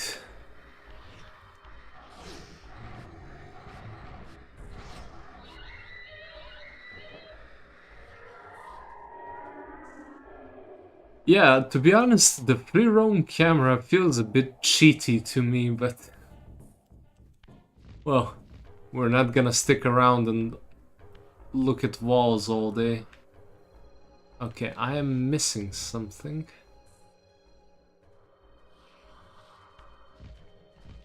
Definitely.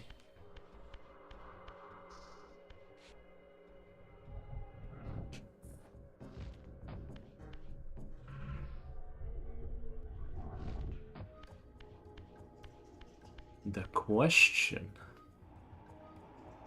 is what? Can I break things with TK in the spirit world?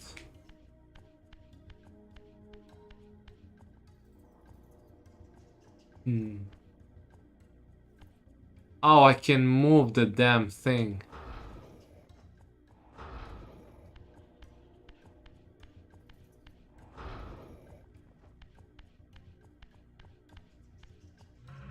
Because it looks different, it didn't occur to me that it was movable.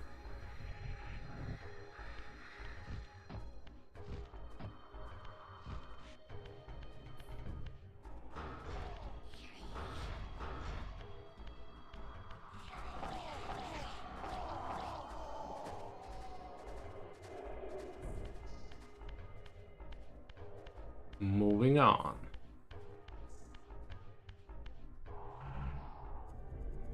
Hey, but guys, did we kill Zephon?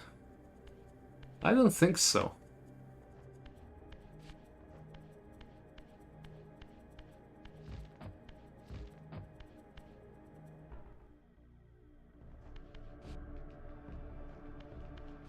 Dom, is this your boat? Your pirate boat? Sorry, ship.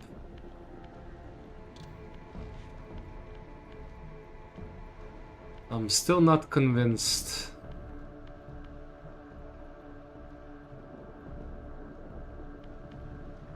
Where's Juan when you need them? I think Juan has given up on me being a dumbass and like, okay, figure some things out by yourself. That's enough hand-holding for you.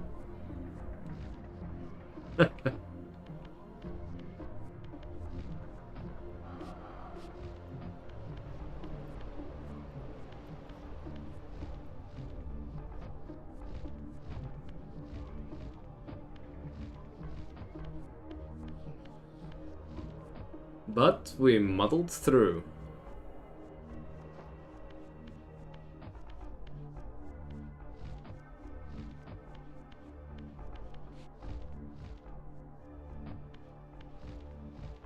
Okay, nothing here so far as I can see.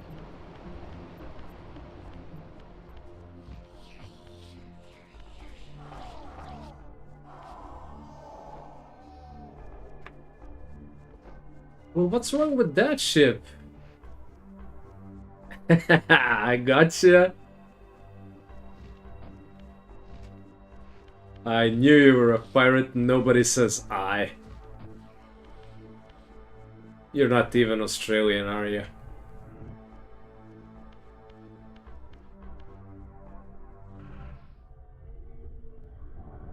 That's what I get for trusting people on the internet.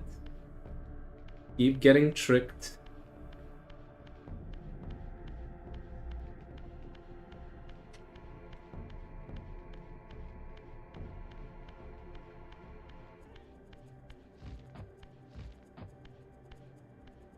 So I need to get over there, I assume.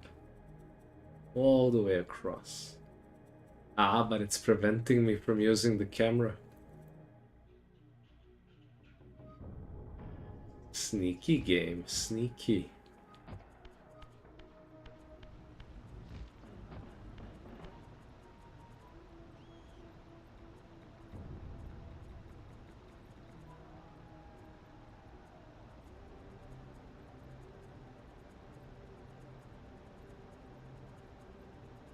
Okay, something weird down there. I think we need to unmoor the ship. The question is, how would we go about doing so?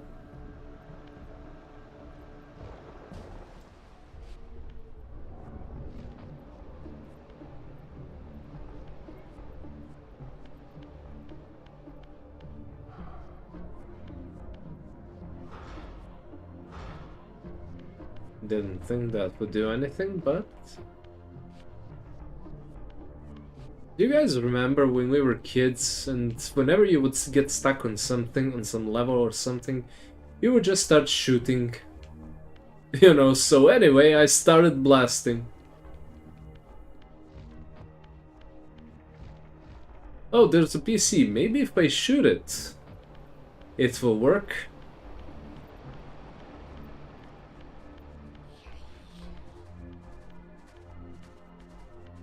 Oh, I've heard a lot of good things about Sea of Thieves.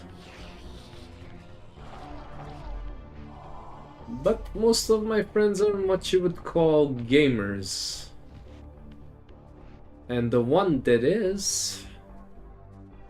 he doesn't play Sea of Thieves.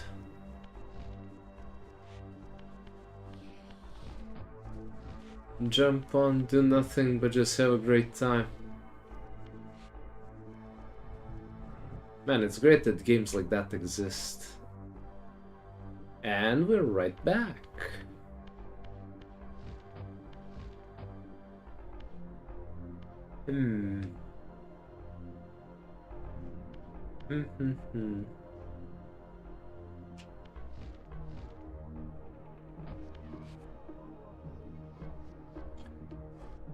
No. Damn it, Rezio. I haven't played it. Just heard good things about it.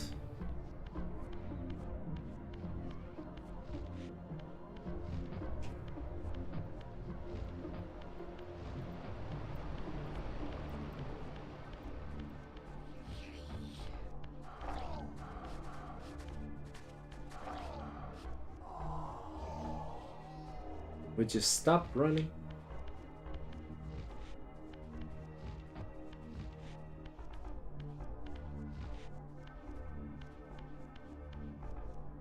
The SS Bitter?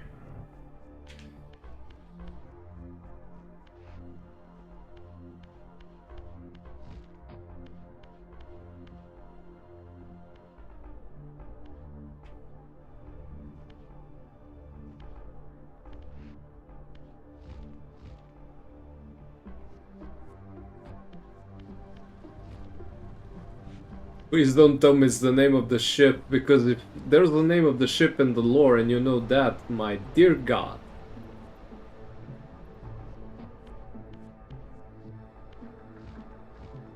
I'm gonna start believing you made the game. But I'm gonna instead assume that you're talking about the Sea of Thieves. That is the name of the boat.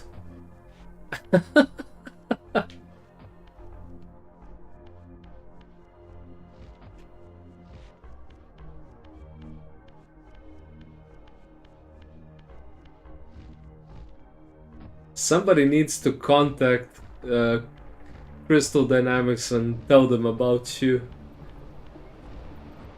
When they decide to make a new game, they need to make a character that's named after you or something like that.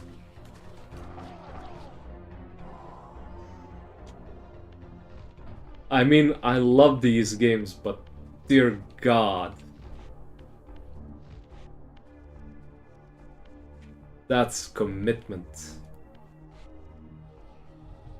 And passion. Okay, one final run. If I don't get it... It's hidden in Blood Omen. Huh. Then it's a very old ship.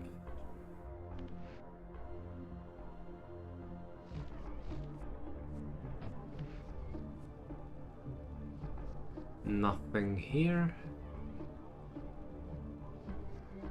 It's been, what, several thousand years between Blood Omen and Soul Reaver?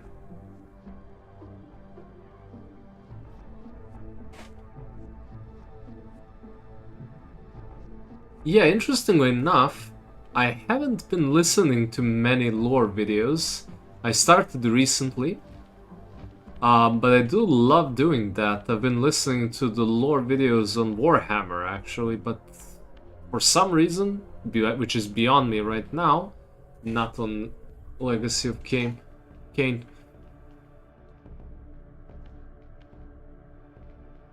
Strictly Fantasy Channel.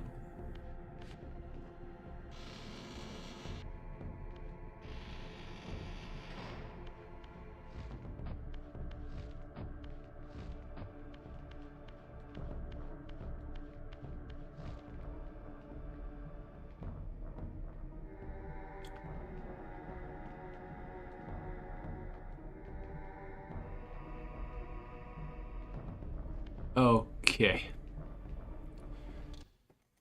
The Strictly Fantasy Channel. I'm gonna make a note of that. I'm gonna have to look up that channel.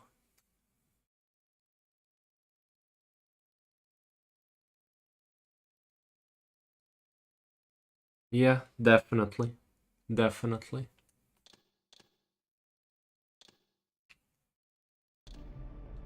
I love the lore of this world.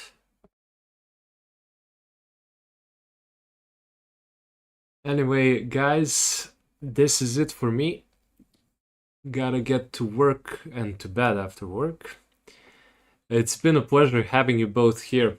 You really made this experience, well, an experience. I don't know if I'll be streaming tomorrow, but if I'm not back tomorrow, then definitely the day after that. So in case you want to keep going on this journey, I hope to see you there.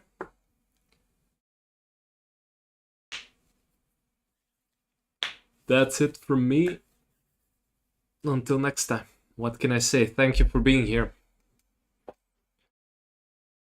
This was very fun.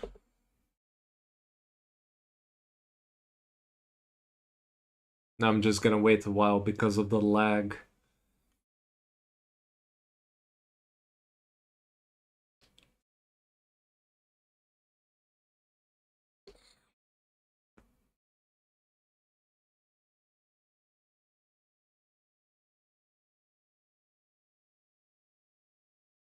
See you, Juan, and thanks for the tips, man.